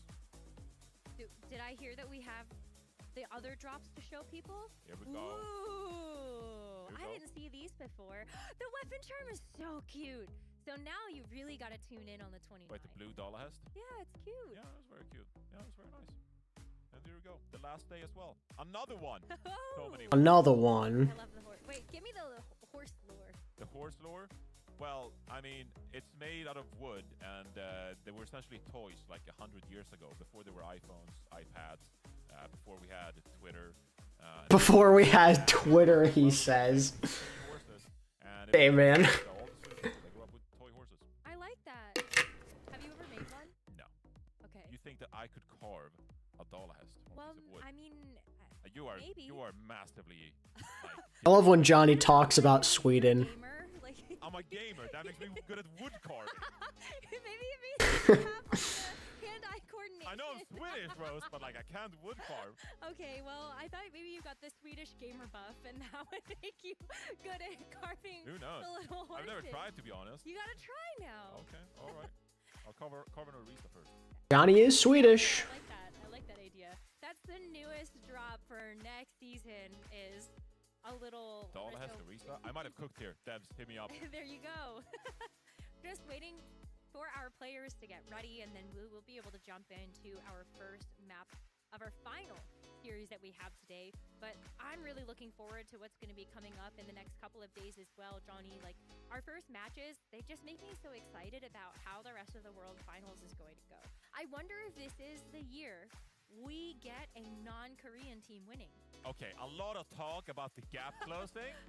I'm going to be a little pessimistic here. Let's see it first, all right? It's not closing enough. By the way, guys, I hope you enjoyed the Varrel run while it lasted, because Bad Pachimari said Varrel's winning the OWCS World Finals, so they're going to get destroyed tomorrow, and you know exactly who to blame when it happens. I say we. Bro thinks he's on the team. I'm not on the team. But there could be a chance, but I think it's going to be really difficult. Crazy Raccoon and Falcons, they're some of the best teams we've ever seen. You're right. I just think maybe something is in the air. Maybe it's because it's cold here. It's hopium. There's a bunch of hopium going and around. It's cold. I can't take it. Oh, man. Yeah, but I have hopium because, I mean, just think about the way that these first couple of matches go. And I guess, like, I want to believe. Johnny's like shaking his head at me. He's like, you can't keep going down. The Varrel match was an outlier. It must have been an outliar. Like, the Varrel result is not indicative of Team Falcons at their very best. There's just no way. I refuse to believe the results we witnessed earlier today, they were one-offs. Surely. I'm gonna put it up on screen. That's for sure. Oh, that's gonna change everything. Who knows? Maybe it will. Well, you definitely... Chat, you now know why. You now know why Varrel are definitely losing tomorrow.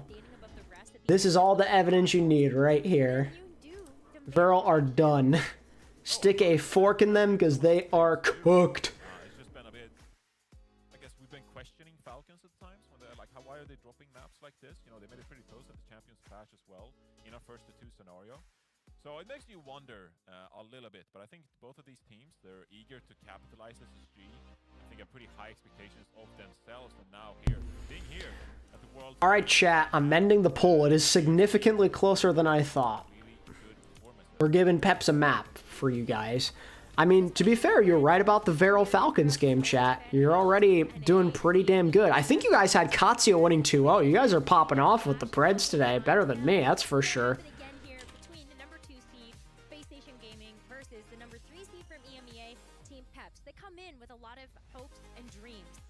My fantasy team, I need Varrel to win. Well, now you know who to blame. You know exactly who to blame. Of some amazing team coordination. You cannot deny how well Willis, Dip, Zaro, they really did work together. That Wooyoung from FD got also helping to just kind of enable a lot of the DPS plays that we saw from both of those players. And then, I mean, Willis on the Hazard is just a demon. Yeah, absolute demon on the Hazard. And he's actually seemingly looking at Terran spawn, at least for the moment. So we'll see what they're actually going to roll out with. Obviously, I do think that the most recent patch have maybe hit them a little bit. We talked about the slight nerf to Hazard. But also there's been a nerf to Tracer, which is one of Dip's go-to heroes. But what I will say about Peps is that they are a very smart team, and they look very coordinated. That's how they were able to beat... All right, here we go, chat. Last game of the first day. I've no doubt plan in store. Now it's all about executing. As a Dip is gonna play the Tracer, Sugar Free on the Echo. Hawk, unsurprisingly, going for the Zarya with his Diva band. Let's see if Peps can take advantage.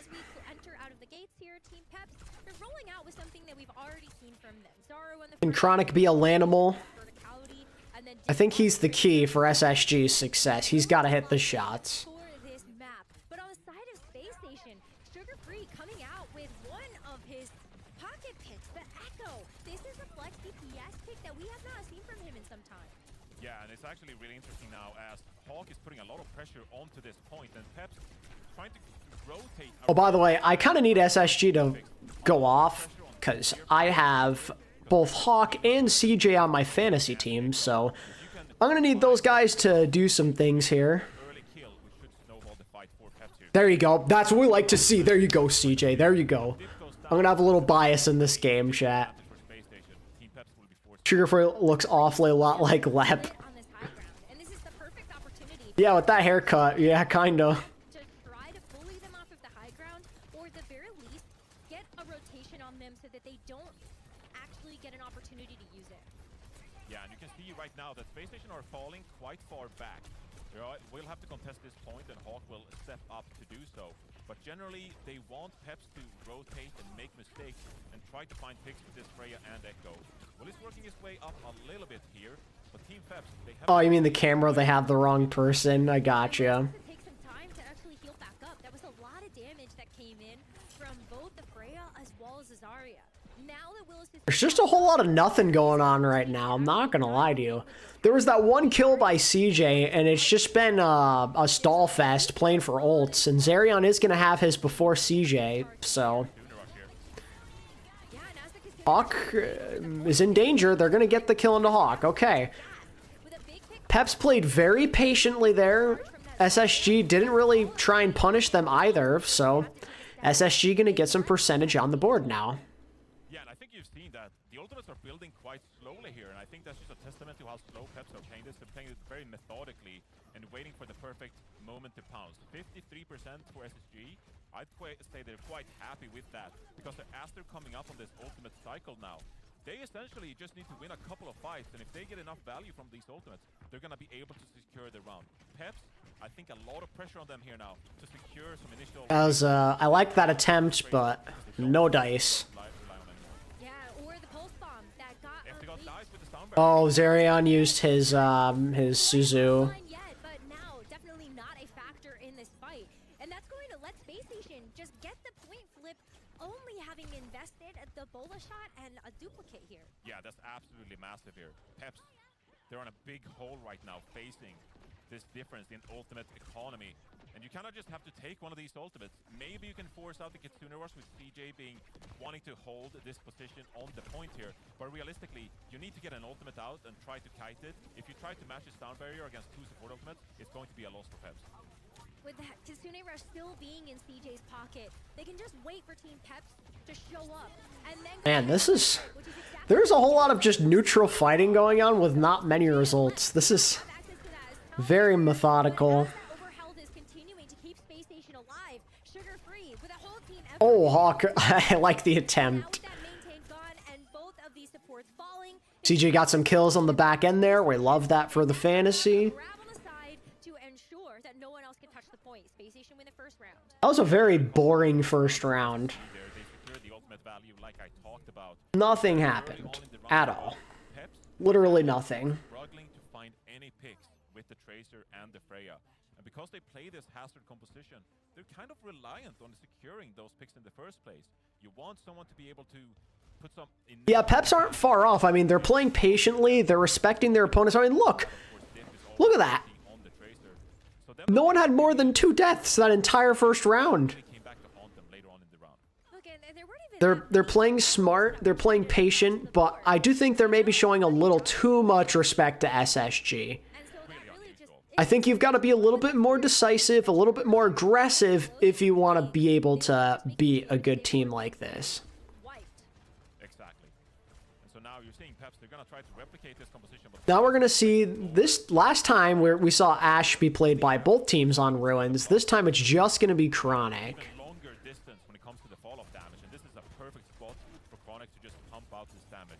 Zoro. Playing this Freya, going to be a more mobile hit scan. There's a pressure on Zoro here to try to find damage on the Chronic and find an opening pick for Peps. But I think maybe this composition is better for Space Station. With Sugar Free on the Echo, you can actually go in and kind of play, you know, mousetrap. You're gonna try. Oh, FD God barely lives. Everyone's solo on Peps. They actually end up getting control of this point first. SSG are really content with Peps wanting to play this way, and I think that's the problem.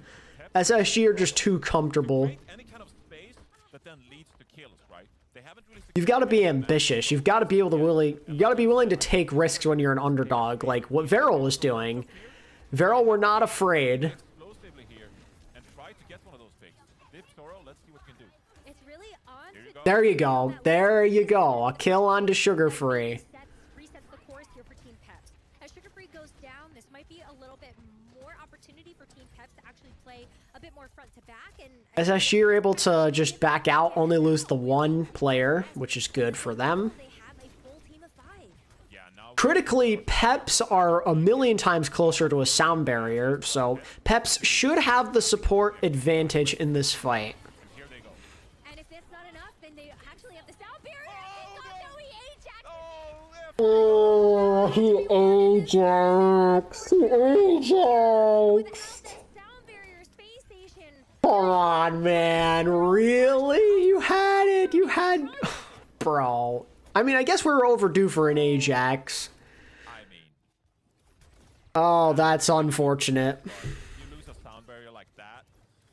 That is costly. That's a bad one. Costly. And now with no support ultimates available for No support ultimates running into a Hawk Grav. Have fun.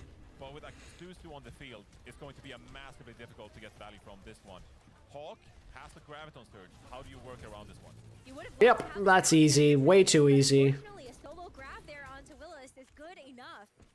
As we've seen Team Peps try to play things a little bit slower. Hawk has set himself up nicely. Grab and get one. Yeah, only needs to invest the one ultimate. And now you can see SG forward holding with 75% here. They can quite happily let this point go if they need to. They just need to find the picks necessary to close this round out. And Peps, they're gonna struggle to touch here. Pressure on Dit, on the Tracer. Needs to be the man. It's so Jover. Oh, a nice Oh, opening. maybe not. Wait. Yeah, I mean, CJ's gonna get picked off by a kunai. a signal for Space Station to try to step back. But they 1 for 1. Okay, Hawk's dead. Okay, you're gonna get point here. well as their own sound barrier advantage. So as we see the overtime start, Oh, unless you lose Zaro? Why did he die? power on They can't even touch. They're scared to touch. They're scared to touch because they don't have any support. You can see Peps trying to juggle this. Willis almost has grab. You can just throw it out. You just use ults. If you got them, you just use ults. Graviton Surge.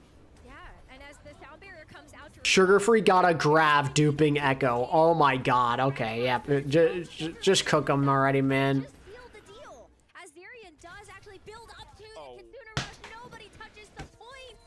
And Dude. that's a tough way Dude. to finish out that Dude. first map, but it does go to Space You can't make this up. They were very much in that one was Peps. Ajax and a C9 on the same round of Ilios. They had Kitsune up and everything. Come on, bro. What are we doing? But Peps, they should have brought that round closer. It's just not. Damn, bro. Damn. Obviously, just How do they lose that? you can bring it back. It's Yeah, get these guys out of here, man. Get these guys out of here. you really didn't It's so over. going in the first series, and you gotta go to a hot start here in the tournament. It was tough to get a full team fight. Both teams very content with, hey, if we're a player down, we're just not going to invest in this fight. We'll Right. wait for them to come back. And think of tomorrow. Yeah. Let's actually get traded in either of the Cooked. Yeah, it was a very slow. Very cooked. And obviously, it's tough for Peps because, like we talked about, they didn't have an advantageous neutral when it comes to the damage output. They had to work some of those. Well, actually, I don't think they play tomorrow. They'll play on Probably gonna work Friday. Yeah. Because tomorrow's all of the upper bracket quarter games. with the rest of your team. So Peps, we talked about them being methodical. They definitely showed that they were methodical. How many points did my guys get? Hawk and CJ both got 3.5. Take a look at the stats. Like It kind of sucks because Peps Peps keep playing so carefully, so there's not a lot of fights to get kills. Damage too much, I feel like, because it's all about them being clinical and securing the frags without the much damage done. I think this was just the case of they weren't able to combine for those eliminations, right? So if you're gonna play this slow style, methodical style, to try to build up into these team fights, a lot of staging being done, you need to be able to secure the picks, and they just couldn't. The damage players on the side of Peps here, relatively quiet. I think that was more of the point I wanted to illustrate, is the fact that your supports are doing more damage than Totally. you, I think just does sell that picture even more. And I wonder how Team Peps would do if maybe they actually switched dip to a different hero. But we haven't really seen much of that in Stage 3. For Team Peps, there really has been this Tracer, Zoro, and some type of hit scan. And then Willis on Hazard as kind of like that final way to secure their road to the Overwatch World Finals. So do we actually see adjustments from them? It's hard to say. Well, I think Willis is playing comfort heroes. The Hazard, the Zarya, those are obviously the heroes that... Yeah, chat, I think we found the one. I think we found the game that's just bad. This is the one. Specifically, but I think you could have made the case that you're seeing the damage duos being played. And on the side of SSG, you have the Echo, you have the Ashe. Like, do we want to be more aggressive with our speed? Do we want to bubble our Tracer to try to get some momentum going and put pressure on SSG? I don't think Peps were able to do that, but now they get second map pick. They go to the map of their choosing, and we'll have to take a look what they have in store. Because I don't, honestly, I wouldn't have expected SSG to pick Ilios in the first place. So maybe it was a case of not feeling too comfortable on that map.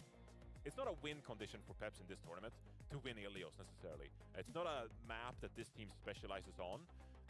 So surely they must have good maps in store when it comes to the second map pick here. Yeah, Space Station look focused. They look like they don't want to take the easy.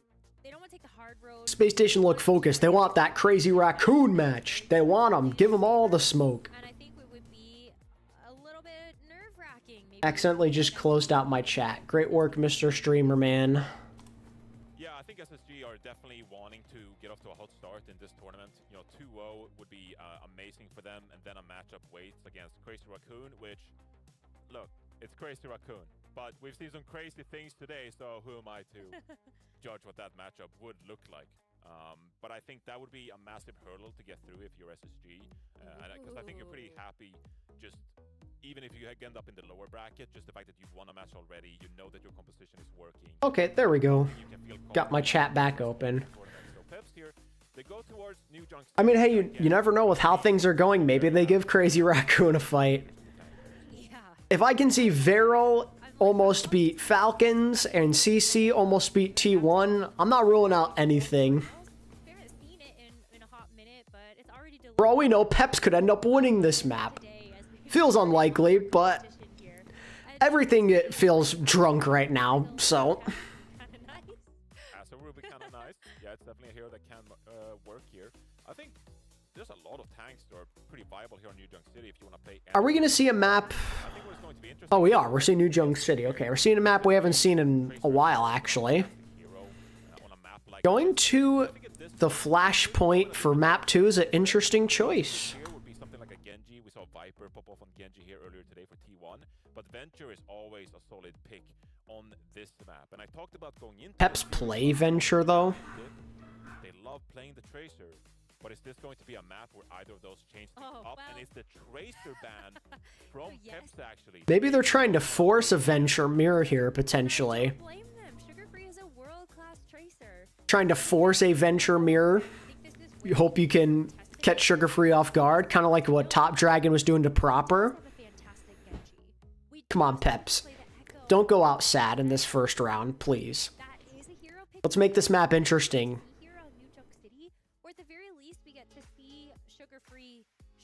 I mean, like, in terms of, like, the style of play, I mean, Flashpoint is pretty close to Control, so they're just going to stick with their strategy and hope it works better for them on this map type, I guess. Because the Sugar-Free Genji is legendary, of course, but I actually think there's a different hero here that SSG have sometimes played. It's a style that also involves the Zarya from Hawk, and it's the Reaper, actually, that could potentially come out from SSG in this kind of a scenario. I think it caters to the first point pretty well, and you're able to bubble up, put a lot of pressure onto the enemy backline immediately. But that's just one option. We've seen a lot of Zarya Reaper in EMEA, of course, as well. Gen G was a team that really enjoyed playing that kind of a composition. For Peps, though, really don't know where they're going to go with this one, because we haven't really seen Dip flex as much. He's talked openly about how he loves playing a hero like Sombra, but I think that's pretty hard to make work here because Sombra would be so exposed. And it's slower than Tracer, it feels like sometimes. It is slower, but if you have the comms and you're able to make it work, I actually think Sombra is a bit of a dark horse hero, if you will, this tournament. I think there's quite a bit of capable Sombra players in this tournament, like Lip. That's always the first name out of my mouth when it comes to Sombra players. But I think that Sombra has a use case. I just don't think it's going to be on a map like New Junk City to kick us off. I think you're right. It would be very interesting to see the Reaper come out here. And I think, like, I agree with you, but I wonder, do you only play for first point and then you switch? I think there is going to need to be some amount of heads up play. Like, okay, we've got this 1 point, that's the strategy, then switch. I think some teams, sometimes they get stuck in like well, it worked, so we don't have to change it. But now it's not working, and we've taken too long to actually fix the problem. Yeah, I think what's good, though, is that Reaper, I think, is fairly viable on all of these points, primarily. I think we saw earlier today, and Team CC were running Mei on all 5 points. And that was a bit of a question mark to me. It's just like, okay, you're forcing Mei on the outdoor points here on New York City. That's quite difficult. Obviously, made that Make your own very close. pillbox. Yeah, good luck with that. But I do think that the Reaper should be quite decent on all of these points. And it's a very difficult playstyle to deal with if you don't know how to match it, if you don't know what the counter is, if you can't disengage and try to force these star bubbles out or get the Reaper away from you. So Dip here is hovering the Mei, which is another great hero. Obviously, I just mentioned we saw it earlier here on New Junk City today. But are we going to see Dip roll out on it? I can't say that I've seen Dip play the Mei too much. Really just You guys were saying CC played some Mei before, right? It wouldn't be too surprising. There's not going to be Avenger on either side from the looks of it. Play something else and actually get a map win with it. So as the gates open up, it is going to be a symmetric teleport out of spawn for Team Peps. Dip does stay on the Mei, bolstered up by this Zarya that's coming out from Willis. As we see Space Station match that, it is going to be Ooh, early bubble force from Hawk. Wow, Sugarfree is really committed to these Echo. I think this is a Yeah, Echo here is a bit risky. We'll see if it works. Here for Peps, because who do you really isolate with the Mei here? You really only gotta look towards Hawk. You gotta force these star bubbles out, and there is the wall. Yeah, Hawk, yeah, there you go. Bubble, or I mean, the wall works. The Mei works against that Zarya. You just put a wall behind that player you're trying to isolate, then that's easy picking. So Team Peps, they get control of the flashpoint first. Yeah, and there's a bit of a timer here that Space Station has to live through. They have to be wary of the speed boost from Only 4 matches today, yes. rotation, and they need to wait out this ice wall from Dip, of course, so they can capitalize. This is the last one. From all directions, Chronic, Sugarfree. Hawk again trapped. Oh my god, they had to use like every cooldown they had to save him there. And now SSG, they can start surrounding Peps and poke them from all kinds of angles. But I would start to get a little bit Looking good for Peps right now. This wall is really putting the work. Walled off again, but Zarya's gonna go down. Goes down first, so it might not be something that Team Peps actually wants to invest in, even if Zarya just earn it. And as Willis falls, this is a surefire reset. How did the other matches go? We've had some close ones. The one I expected to be the closest, GK versus Katia. Katia beat them 2-0. Varrel almost beat Falcons. It was 2-1 Falcons. And then CC almost beat T1. It was 2-1 CC. Or T1, I mean. So we've had some damn close games today. I don't think you're too worried about giving up this space. You don't really want to fight against a Mei in this initial close-quartered quarter. And then you can worry about cycling through with Sugarfree's duplicate, as well as this overclock from Chronic, who is able to earn... Been a day of madness, or as I like to call it, drunk Overwatch. It's going to be the Kitsune rush, but Chronic taking an off angle is going to pop that overclock. The great sightlines onto the rest of the team. Unfortunately, CJ... Sugarfree's gonna try and commit. That was not a great dupe. I mean, it forces out a sound barrier, I guess. Gets got out of the duplicate immediately. Yeah, that's really bad for Space Station. Actually, it looks like Peps. Yeah, Falcons messed around and found out you can't underestimate your opponent. That Kitsune rush in time Peps are going to take round 1, it looks like. Or can SSG get a touch? They cannot. All right, Peps are on the board. Clinical goes back to how Space Station had wanted to play this along. The wall can work good on this part of the map as well. So, looking good for Peps to do a little snowballing here. Be able to knit you this series win as a whole. But as we enter into this next flashpoint, it's gonna be all eyes on Hawk. Has this Graviton Surge ready to rip, and CJ holding on to that Kitsune Rush. This might be a great way to open up the next fight. Oh! Dip is popping off. The wall as well. The headshot. Oh my god, they're committing. Nice grab by Willis. Nice freaking grab. Blizzard was probably unneeded, but zoned them out. Really well played. Makes you wonder how long SSG want to consider just playing Echo. And that's going to leave Space Station with that sound barrier advantage. Oh, but Zoro, actually, he pulls the trigger really early. Oh, Zoro played a little too far up. Team was not there to assist. As Sugar Free is also able to take out Zoro. So Space Station come back in, they see the Mayu Ice Wall come out, and now this is a chance for them to use this pressure from the Lucio, actually get this Graviton Surge to land. Even just one would be good enough to extend Space Station's time on this flashpoint. And I actually love the decision from Peps here to rotate around. They don't want to fight Hawk there in that room, recognizing that Hawk has the Graviton Surge. So they take the extra time required to pivot. That's a big grab. Kitsune Rush as well, but there's no stun barrier to keep Peps. Wait, Willis though. Willis! He's got 100 charge, and they wasted OC. Peps have a chance.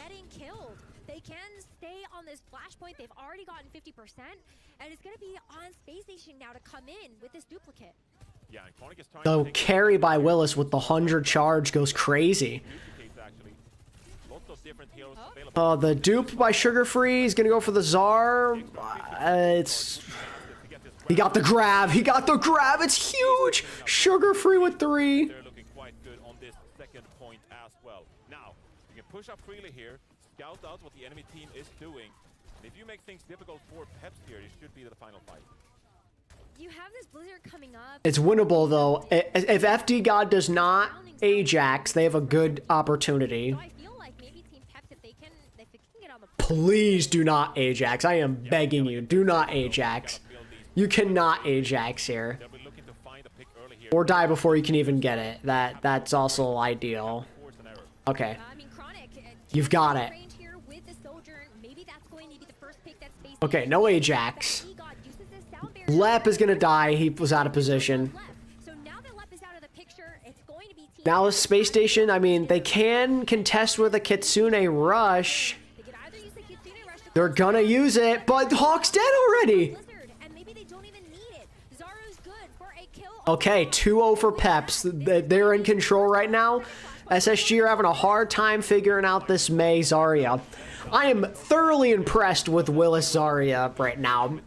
Hawk has been a monster on that hero this stage. So to see him get matched by Willis, who honestly is outplaying him, is a surprise.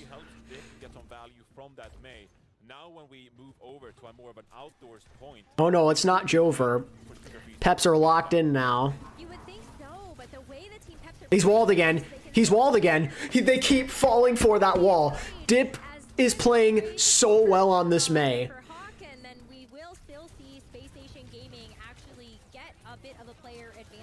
Don't lose your Czar here. Don't lose your Czar here. Don't lose your Czar here. Don't keep her up. Keep her up. Pocket her. Pocket her. Pocket her.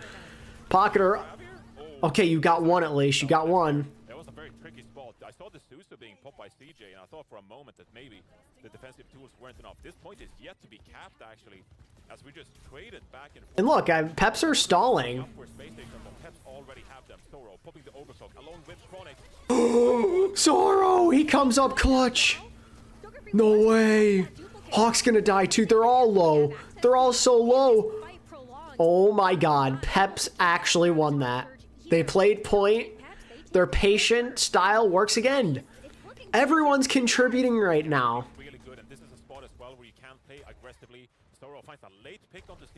Wow, Peps are actually in firm control of this right now. SSG have a good ult bank, so they're gonna likely win this next fight. But the thing is, they're not stringing together consistent wins. This is where the wall may not be as good. I think there's a better chance for SSG to play around it here. Actually, look at the rotation that Willis is trying to take into the back line of Space Station. They've already forced out the sound barrier. Tronic's down, though. Oh, Willis just killed himself, though. And Willis unfortunately does eliminate himself with his own Zarya damage. But now Space Station have a chance to fight back. They do use the duplicate from Sugar Free to get out of the May. And They're still stalling, though. Hawk dies? How did Hawk die there? You've got to be joking. How does Hawk get killed there? CJ just used his Suzu as well. They're going to win. They're going to win this map. actually takes out the Kiriko. So Team Peps, like, they're on some literal slivers of HP. But Oh my god. even gets another one. Yeah, they really were in that fight because of the FD God sound barrier. SSG barely survived, but it is looking so bad. It could not be more dire. Into this one. You have to play perfect if you want to survive another round now. To kick off things off with this overclock, maybe try to get out this Hawk Graviton Surge early. That would give you a better advantage if there were to be a second fight after this one. It's possible. I mean, these fights have turned pretty scrappy.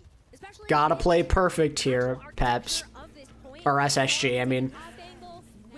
Can Willis find, or can Zaro find another pick? Grab from Hawk is massive, but where is the follow-up? There's zero follow-up. There's no one there with him. What are they doing? What are they doing? Why was no one there? Why did they use that grab if no one was gonna help? That's the map. This map is cooked, bro. Bro. Peps have a chance to pull off upset of the day. They're in this chat. They're in this thing. They are in this thing. Playing that May composition, and credit to the entire team for making that work against the Graviton Surge. Dip walling off his team to gain the extra survivability needed to live through and Sorrow on the off angle with the overclock. Made things really difficult for SSG in the end. And so they pick up. I'm so impressed with SSG. Or Peps, I mean. That was a complete turnaround from the first map. SSG did not adjust to that May at all. They had absolutely zero clue how to stop it. How many times did Hawk get walled off that map and there was just nothing done about it? You've been saying Peps are the favorites. I know, Mir, I know.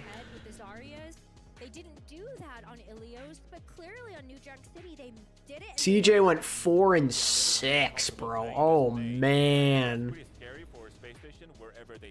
Dip and Willis played out of their minds, and Zaro. Zaro went 17 and 3. God damn.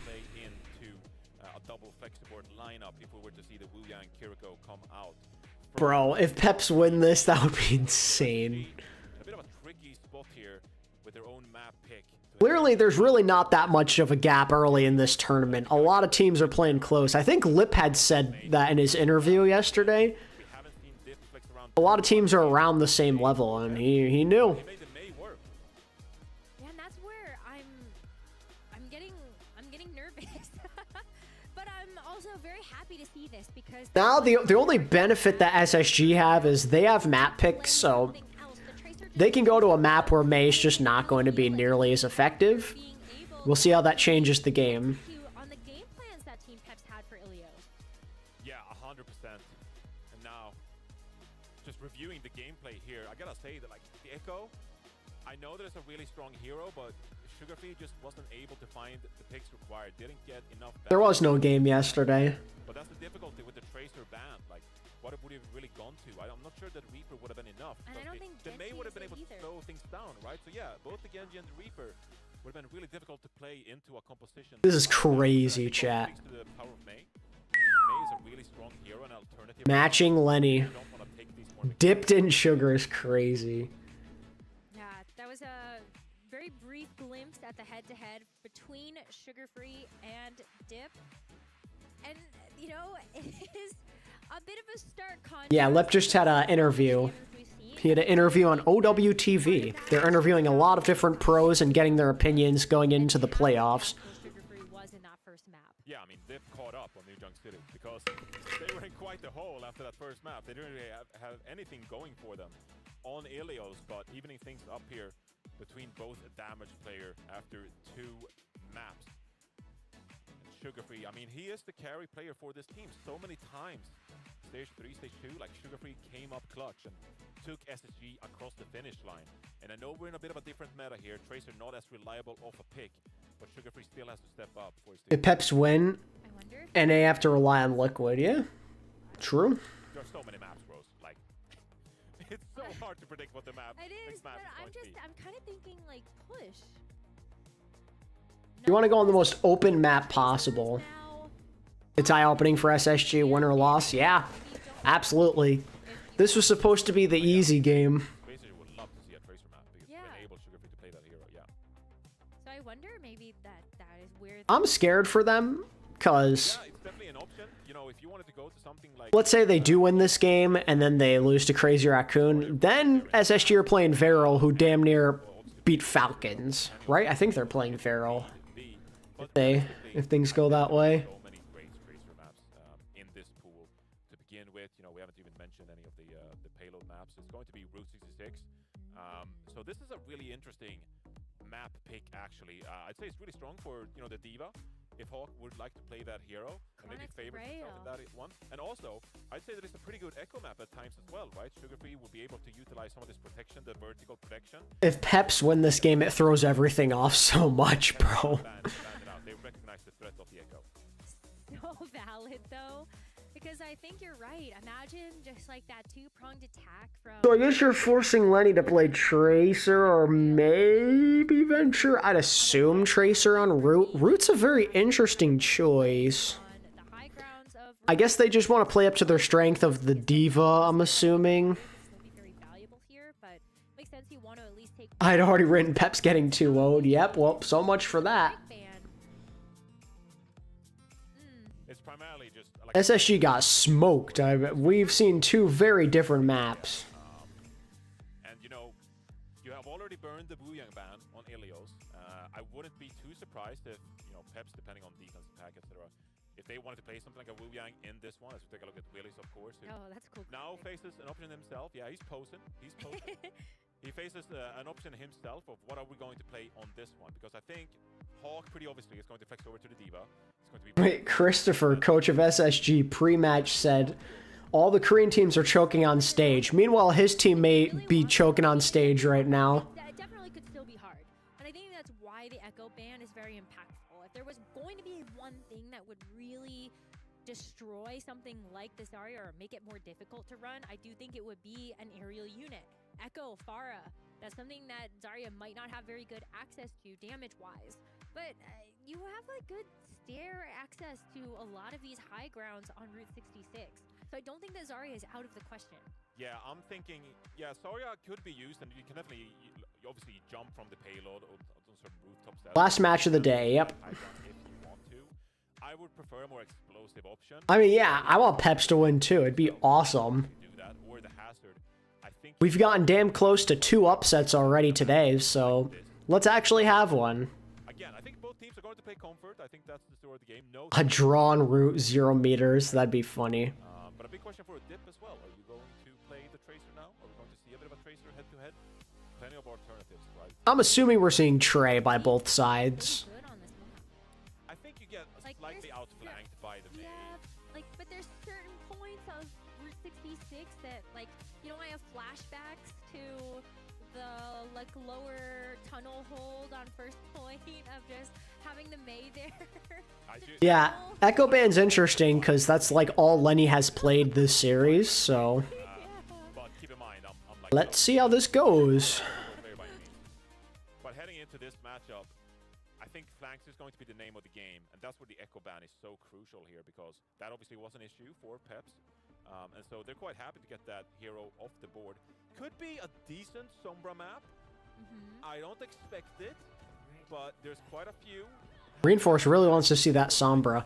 but it's going to be Okay, so if it ain't broke, don't fix it. We're sticking with the Mei. Gave so much trouble to It's a lot harder for the Mei to work in such an open space like this. mental edge, you know? But if Hawk rolls out in a Zarya, it's a good read. Just try it. I mean, you have to work around it. And Space Station. Emotional they- damage. Yeah, they proved on New York City that they weren't quite able to navigate around the Mei. So Mei secured a lot of value there. And obviously Root, different map design here. So like I said, Mei is going to have a tougher time. But it's definitely still a threat you have to be wary of. And as well, it's a lot of objective pressure. Here we go, chat. They have to be wary of this Mei playing a lot on the Potential upset on the line here. time for this Peps defense now. Oh, but look at this. Hanzo and Widowmaker as just a quick look, see if you can get a pick from Space Station. And as you see how close Team Peps are making that hold, one pick could have done it. But Space Station are going to settle into Freya and Tracer to start off their attack. Yeah, and I actually don't mind the composition of SSG, especially what you're facing with Team Peps here. And I think you're going to see here... Gonna be aggro onto that Zarya. Hawk's just cowering in fear. He's got to use the bubble. Looks like the protection is there this time. Tons of damage in. And part of that is And Dip is dead. Okay. Critical. Very big moment for SSG here. They finally get around the Mei. control of this point and make a retake difficult. Yeah, because you can just play under big girls if you're... I'm interested to see how long they want to try the Zarya here, though. Just a white I feel like Diva's just a better pick here, personally. recontest. But look at where Willis is. Willis is actually on the high Oh, ground, Willis. playing in the canyon here. This is I guess still buying some time, but it's leaving room for the Space Station squad to actually take that big girl's high ground control away from them. Yeah, and Hawk is actually getting a lot of damage worth here. We are seeing FC God is getting closer to that Wu Yang ultimate. Got some damage coming in here. But you can see they're just stalling the court at this time. Peps Willis. waiting. Here comes the Wu Yang ultimate. Oh, that was a really good boot by Lep. The value coming across. I don't think Willis was necessarily ready for that, but Hawk was nowhere to be found. He played up far, and his team was distracted by what was going on there, so... With that tidal blast, knowing that they cannot get knocked down to that, FD goes down, but he'll be back quickly. It's not that big of a deal. You just hold the high ground here. He'll be back. 3-4 ultimates coming into this next fight. Yeah, the big problem is, though, that you're going to have to use the Continuar here aggressively, and they trade them, both teams. Space Station able to get on top of Peps, and they should Okay, have no it's a problem clean fight win. Peps in this one. Should they be Again, I'm a little worried about the Mei here. I don't love it as much en route. But maybe with the Zarya, we can change our tune a little. Doesn't want to play that diva. It looks like Peps. Are they going to try and touch this? No. They're going to set up for second point here. contesting the enemy team? You're going to be a bit behind here when it comes to the ultimate charge. Willis playing very far up here. They're going to be really good at holding this choke point here. So let's see what Peps can do with this. Let's listen to Space Station Gaming as they attack this second point. They're coordinating a bubble. Sugar-free gets bubbled. Damn, they are just hard focusing Hawk. He's not having a good time this game, I can tell you that much. Grab at the ready. Hawk needs help. Oh, that beat's too late. That beat is too late. Bro said I need help. He kept saying he needs help. Where was the beat? Why'd it come so late? Listen to your tank. He said I need help. Slow reaction from SSG. Gives Peps a chance here.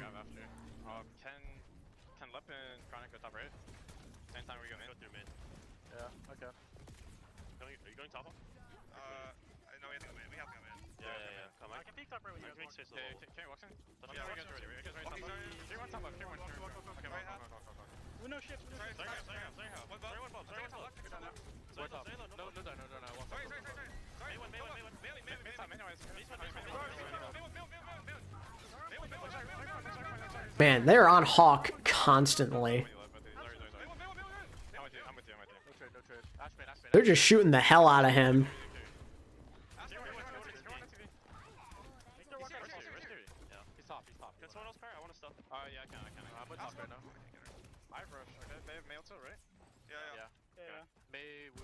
Where's cities on their walk for my bowler? Holding bottom left, holding bottom left. I'll take car, you guys. Bottom left, flank top, flank top. Yeah. Bottom left. Yeah, 3, 2. Oh shit. Fuck. You're fine. Actually,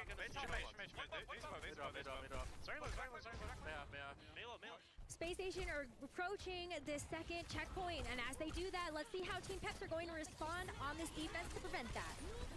Bola. The ults are flying out. Zoning ultimate from Dip there. I love how aggressively they're playing right now. It's a polar opposite from the first map, but losing Zoro there is a little unfortunate. That ult's not going to do much either. Oh, Willis got booped. He's so dead. He's cooked.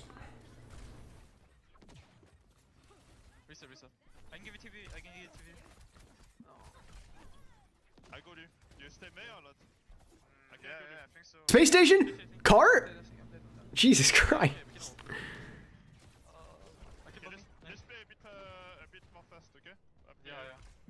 Fuck, definitely gonna retire from tilting too much.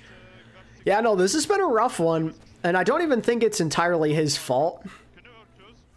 It just seems like Peps are doing a really good job of focusing him, and the SSG support is getting a little too late to arrive to his safety.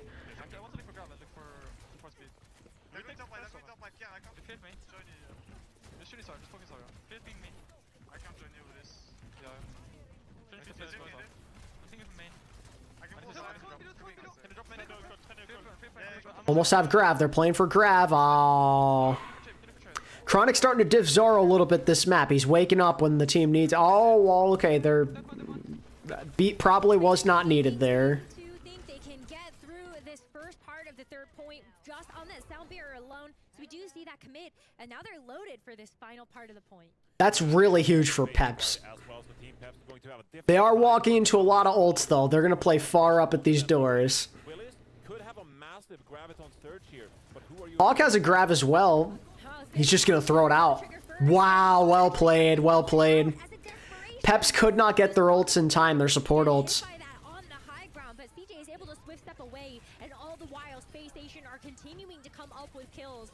So this should be this final third point confirmed for Space Station. We do see Zerion In Bronzehorn Pro Play, you need to calm to your supports an hour in advance. Yeah.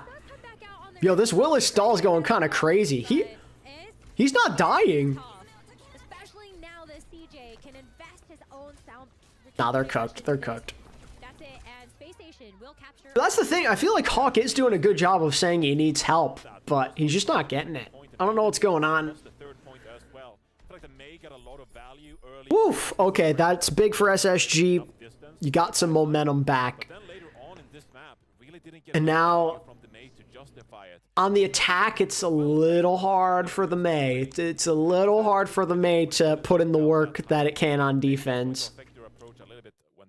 40 seconds, that's not good or bad. Honestly, just capping this map in general is good. Very difficult map to finish. CJ went 14-0, and Sugar Free went 19-0. We had 2 deathless SSG members, and Hawk is a giant troll, apparently. And unfortunately, it was kind of a steamroll after that second point when Space Station finally figured it out. But even from them, I think any capital on this map is good. That's just my opinion. wanted to accomplish on that second point when we first listened in. High degree of difficulty to finish this map. But that's going to happen, you know, in some of these official matches, right? So I don't think that is too unexpected. I will say that though, SSG, they look so much more comfortable when they got through the gates on second point. From that moment on, Yeah, I think Peps know that they can't roll the Mei again. They're probably going Tracer. from that time on. Now Team Peps, they're gonna have to reestablish. You know, it's tough. This map control, right? Working the angles here on the offense, dip. Defenders, there's just so many good places for them on this map to feel favored. Capture out the map and force overtime. Yeah, 43 seconds left in the bank here for Space Station as they complete Route 66, and now it's Team Peps' turn. As they come out of the gates here on their attack, it's going to be Willis locking in the Zarya again, but this time we see Dip start on the Tracer right away. Yeah, and that is almost a must. On a point like this, you're gonna need to play these flank angles, put some additional pressure onto the Zarya, force bubbles, with some of these pillars protecting you, of course. And so That's a big pick. That's huge. I mean, that just is going to give you so much space, and especially because Chronic was holding on to so much of this high ground presence. It's going to give Willis an opening to actually try to match Hawk on this high ground, and Zoro can start to make this rotation for an off angle. Yeah, I mean, this off angle is great now for Zoro. Just looking for this railgun. If he can find another one, has to be wary of the Freya. Those get poked down, get healed up in turn. But SSG, they look to have reset quite comfortably here now. Willis putting pressure on this card, but SSG should be able to get the jump. And That's kind of how it's felt, Mir. I can't even lie. That's how this whole map has felt. With this Tracer is putting pressure onto Willis so that you're using those Zarya bubbles early. Looking pretty good here for Peps, though. You're already in just one fight territory. One clean fight, and you're going to get the point. And as he's able to wail away with 100 energy, just kind of sending it. That's not what you want to see, though. But with CJ down, they don't have the sustain. That's a big kill onto CJ. Zerion got such an important kill there. That has opened this up. wow, they're really pushing, but they're not. Oh, they C9'd! They C9'd. Is used for nothing. And they get the point. Yeah, Peps just pushed in the card because there's no one there to contest. So a bit of a wasted sound barrier there from SSG. Wow, really good for Peps. Really, really, really good. An opportunity, but to not be able to make it work with a point contest in the first place, that just feels absolutely brutal. And now, Team Peps an opportunity to snowball with this Kitsune rush early. Hawk has the Graviton surge. This does kind of feel like a toilet bowl. Put it out there to retain some of this space. They're gonna back off temporarily. I mean, you do have a combo there as well with the grab. You can also throw Grav? Nah, that's too ambitious. He does have a great sight line to try to group up everybody on Team Peps, but The porta potty bowl. What is it? Not good enough to be a toilet bowl? the overclock come through from Zoro. It's a great graviton surge. You don't even need to throw anything else. Grav team wipe, and you got them to waste overclock. Yeah, Hawk has done his job with a massive Graviton surge there that keeps Space Station in control on this second point. And they're not scared to push up here. Yo, they're playing so far up. This is dangerous. Are they okay with just taking a death here, potentially? That just seems silly. Dude, Hawk is still... He's gonna die. What is he doing? Wait, this bait goes crazy. Yo. I thought Hawk was dead there, no doubt. That was some good coordination. They baited them. I mean, I can't blame Peps for falling for it, because it's felt like on Junkertown, they were winning fights by just trapping Hawk, separated from his team, maybe steps a little out of position. That's why they were so successful on New Junk City, so...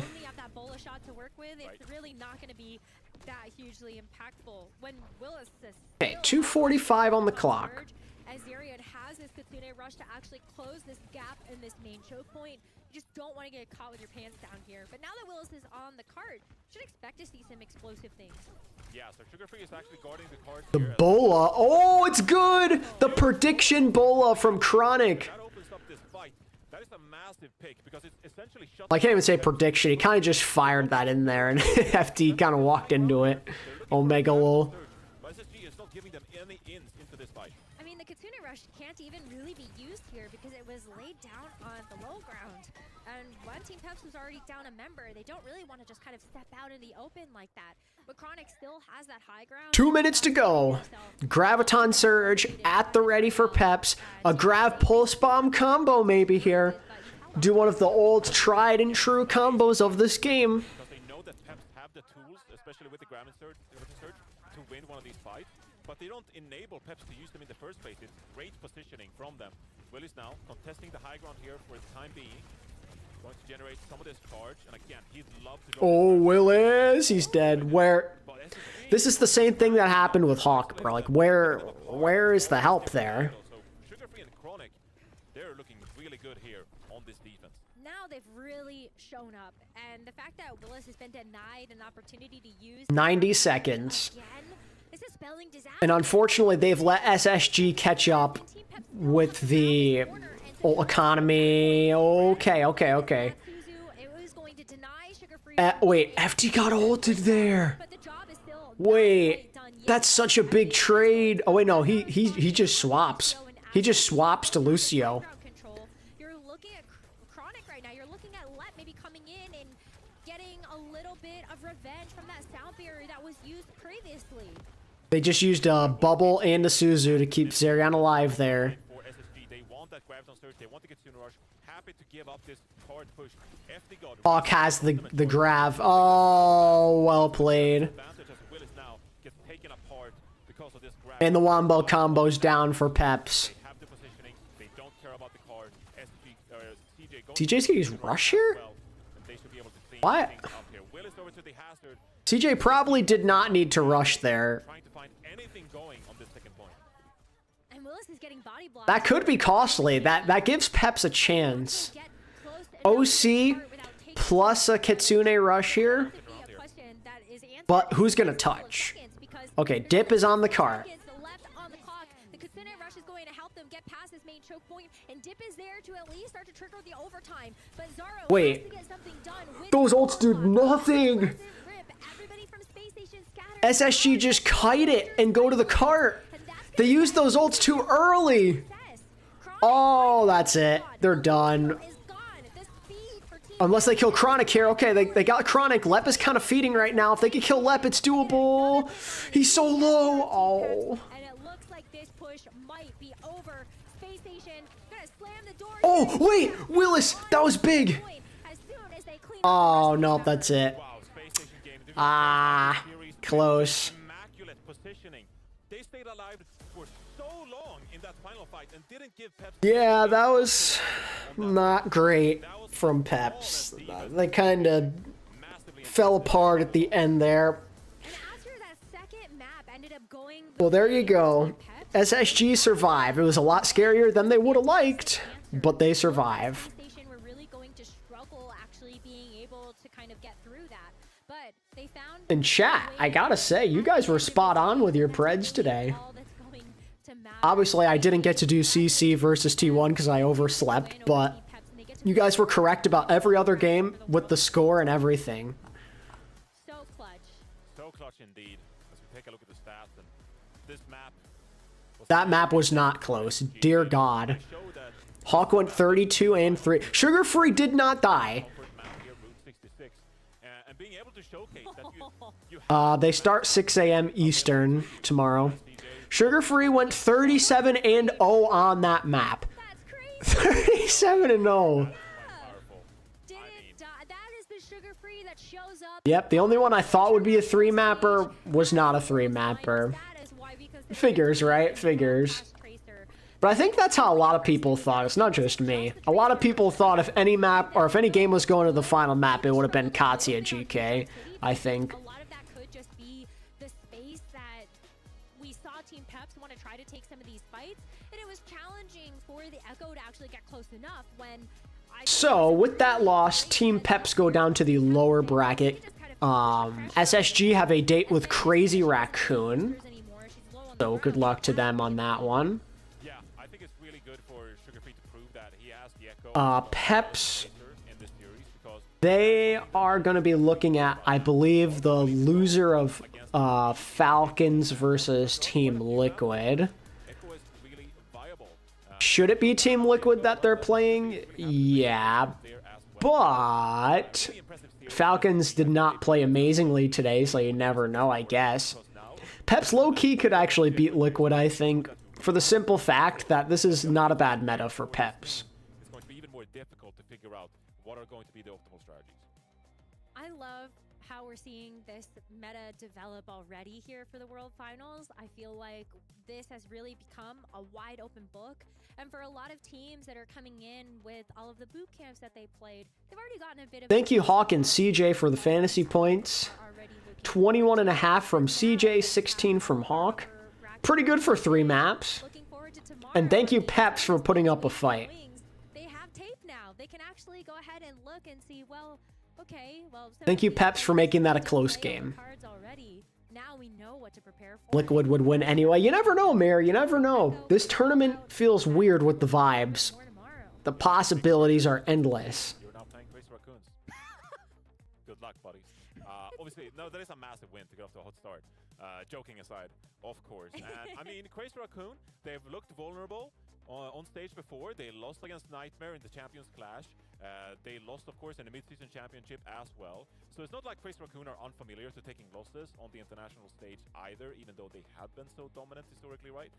So now you're playing a team like SSG, who have this very defined style where Hawk is always putting out really good performances, Sugarfree is always carrying. It's really good signs for SSG here, Rose. But it's been great to see Hawk come back into competitive Overwatch, and Danny has an interview with him right now, so let's see. Hey, it's the man himself. It's Hawk. You're absolutely correct. I am here with Hawk from SSG. Hawk, I mean, first day, first match, first win. A lot of firsts today. How are you feeling? You know, that win was, you know, we kind of expected to win that one. You know, we were supposed to win that one, but they weren't. They kind of showed us some stuff that we didn't really expect. You know, like the May kind of ran me down on that second map. I mean, I just got walled the first fight and then ran down a couple other fights. Yeah, that was a little yeah, that's true. I think Very true. when we were able to have the space in the map on the first and third map, we were able to like get something going, get some snowball going. A Vast walking alongside T1. That'd be so funny. You definitely did have your strategy, and it definitely did work. I do want to focus more on you because I feel like, for me personally, I haven't seen you in quite a while, and now you're back. I just want to get your, like, how are you feeling? Like, how does it feel to be back? I guess not on stage yet. I mean, this is still considered a stage, but I mean, you know, being back in like a tournament setting, being able to play in LAN, like, how does that make you feel? Honestly, I never knew I would be back here. I remember last time I played, it was in Dallas last year, the first major, and I'm like, you know, I didn't think I'd have this feeling again, but, you know, we're having a good time. You know, we're not on stage yet, but it's still a competitive environment. We're across from the other teams, and, you know, the coaches are behind us, all in person. That doesn't usually happen when we're online. So, you know, I think we're having a good time, and you know, it's good to be back. Yeah. Talking about good time, I feel like tomorrow's gonna be a good. I don't know if it's gonna be a good time or a bad time, but I mean, you guys are with this one. You guys are gonna go up against a pretty tough team. It's Crazy Raccoon, from what I remember. Hawk, how do you feel about that one? Be honest with me. They're gonna get absolutely dominated. No, I'm just joking. They're gonna be really good. They're gonna be very tough to beat. We'll try our best, but, you know, like, a team's the best in the world for a reason. No expectations. That's the way to go about it, Hawk. Falcons are also the best in the world. But, you know, you saw the maps be a little close today versus Falcons, and you saw, like, Team CC almost beat T1. So maybe tomorrow's a 1 in 100 chance. You know, we just start dominating. Yeah, I mean, an upset's gotta be coming. We got so close so many times today. An upset is coming. Veteran yourself, like, you know, anything could happen in a tournament environment. We are getting a freaking upset. You guys could maybe win against Crazy Raccoons, but we will find that out tomorrow. That is it for the post-match interview. Let's head back to the desk. Thank you. Yeah, thanks so much, Danny. I love Hawk. He is one of my favorite players. In terms of just, you always get a real raw answer from Hawk. You never. Yep, Hawk likes to keep it real. At some of these highlights, map number 2, Rose. That's where Peps had their number. True, Mir. So true. Talk about it. We also identified this during the map itself. I think Dip playing the May was a very good surprise there for Team Peps to pull out, and that ultimately was able to lead for them getting a map win in the series. And then we go to Route 66, and then Johnny, completely different story. This was like quite one-sided. Yeah, Sugarfree just looked in complete control of this map, and I just love the positioning from SSG, how they play this. They looked really clinical, like they weren't committing a lot of mistakes. Like, yes, at times left, did you maybe commit a couple of the sound barriers you shouldn't? Yeah, but for the most part, the fact that they were able to stay alive so long in the series, I think that was a massive showcase of them playing on LAN and being really clinical and not committing. It's funny because, like, most of those elims that Peps got came absolutely from New Junk City. We take a look at some of the stats here, Rose, and it paints the story of a one-sided series. It may not have been exactly as one-sided. Well, I gotta ask you about this, Matt, because you credit Team Peps ahead of today. Well, look, if there was one series I thought we could see an upset, I wasn't picking Varrel. And that's fair. Maybe Varrel would have been a better bet. I don't blame you. So looking at it, I wish Varrel beat Falcons, bro. It would have been so funny. Oh, that would have been so funny. Imagine Varrel beat Falcons, Peps beat SSG, and then CC beat T1. The tournament bracket just gets turned upside down. And then suddenly whoever was making a bracket purely for the memes has a chance to be accurate. is strong, but we got to talk about Sugarfree. I mean, his counterpart on the other side, right? Lots of almost, which means that tomorrow or the next day, something crazy is going to happen. Mark my words, chat. Definitely felt on that Tracer. Go down on a limb there. He's 37-0. Of course there's a dude. Yeah. But I feel like what is so crazy is that it's not the first time either. No. Just like, yeah, we've seen like a handful of these from sugar-free. Yeah, you know, some against Dill Ducks, but now here against Team Peps as well. It's like they all count. The fact you were able to go like 37-0 is absolutely ridiculous. That's nuts. I mean, yeah, as you see kind of the series layout here is SSG closes it out in the third game. Rose, how far do you think they can go? SSG? Yeah. It's a tough call. I mean, Danny says 1-20 maybe for their win over Crazy Raccoon. Does Bad Pachimara have a bracket posted? I just know that he picked Varrel to win the entire thing, so now they're going to lose to on Wednesday. Today's Wednesday. Friday. To actually make that run. Yeah, it's going to be quite interesting to see. You know, there's an opportunity. Maybe one of those Chinese teams is lurking in the lower bracket, and that would be a matchup that I'd love to see. Team CC, they looked really good earlier today. That feels like a lifetime ago, where Team CC almost, you know, it's been a long day. well. It's crazy. Like all the teams just really strong. Like all expectations are out the window now. Well, I mean, look, obviously Team CC, they were very strong earlier, but we got to take a look at our DHL daily highlights, and this is Falcons versus Varrel. Hey, it's our boy Cargo. We love Cargo. We love Cargo. He's bringing us the goods here. Because this series, I mean, we were all kind of like, all right, we got to watch this. Let's see what happens. This one turned into a banger, Rose. So good. I mean, it's just like, what do you expect more of on the international stage for the OWCS World Finals, except for just a killer matchup? I mean, I think Varrel surprised everyone. Remember the predictions ahead of this match were like 90% Team Falcons and 10% Varrel? Just saying, the day when BP Pred is correct, it's the end of the world. True, though. True. So true. Okay, here's the bracket. This is what I wanted to see.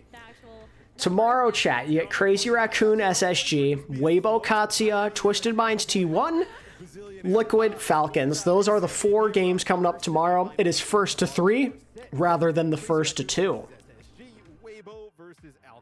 And I think some of those games could be pretty interesting.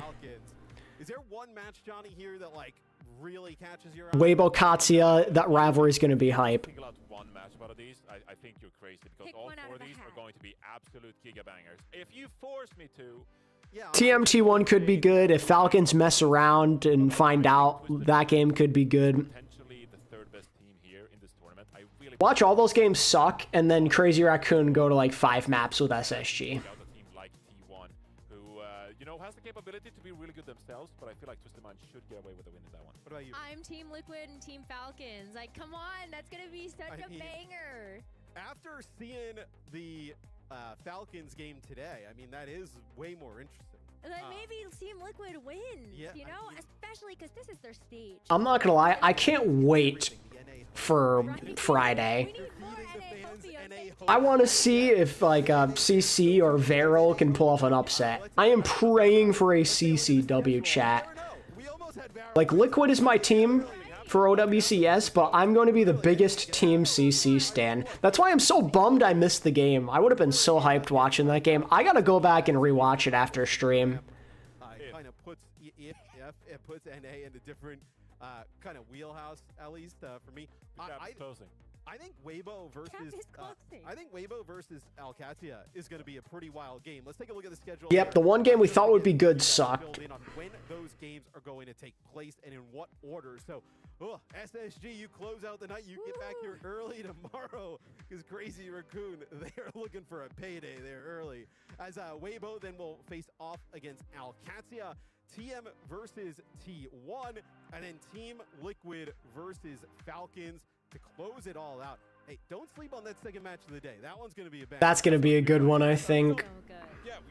I'm so curious about Katsuya Weibo because of all the trash talk. A little bit disappointing, but they have some of the best players to ever come out of China. It's the Chinese super team, right?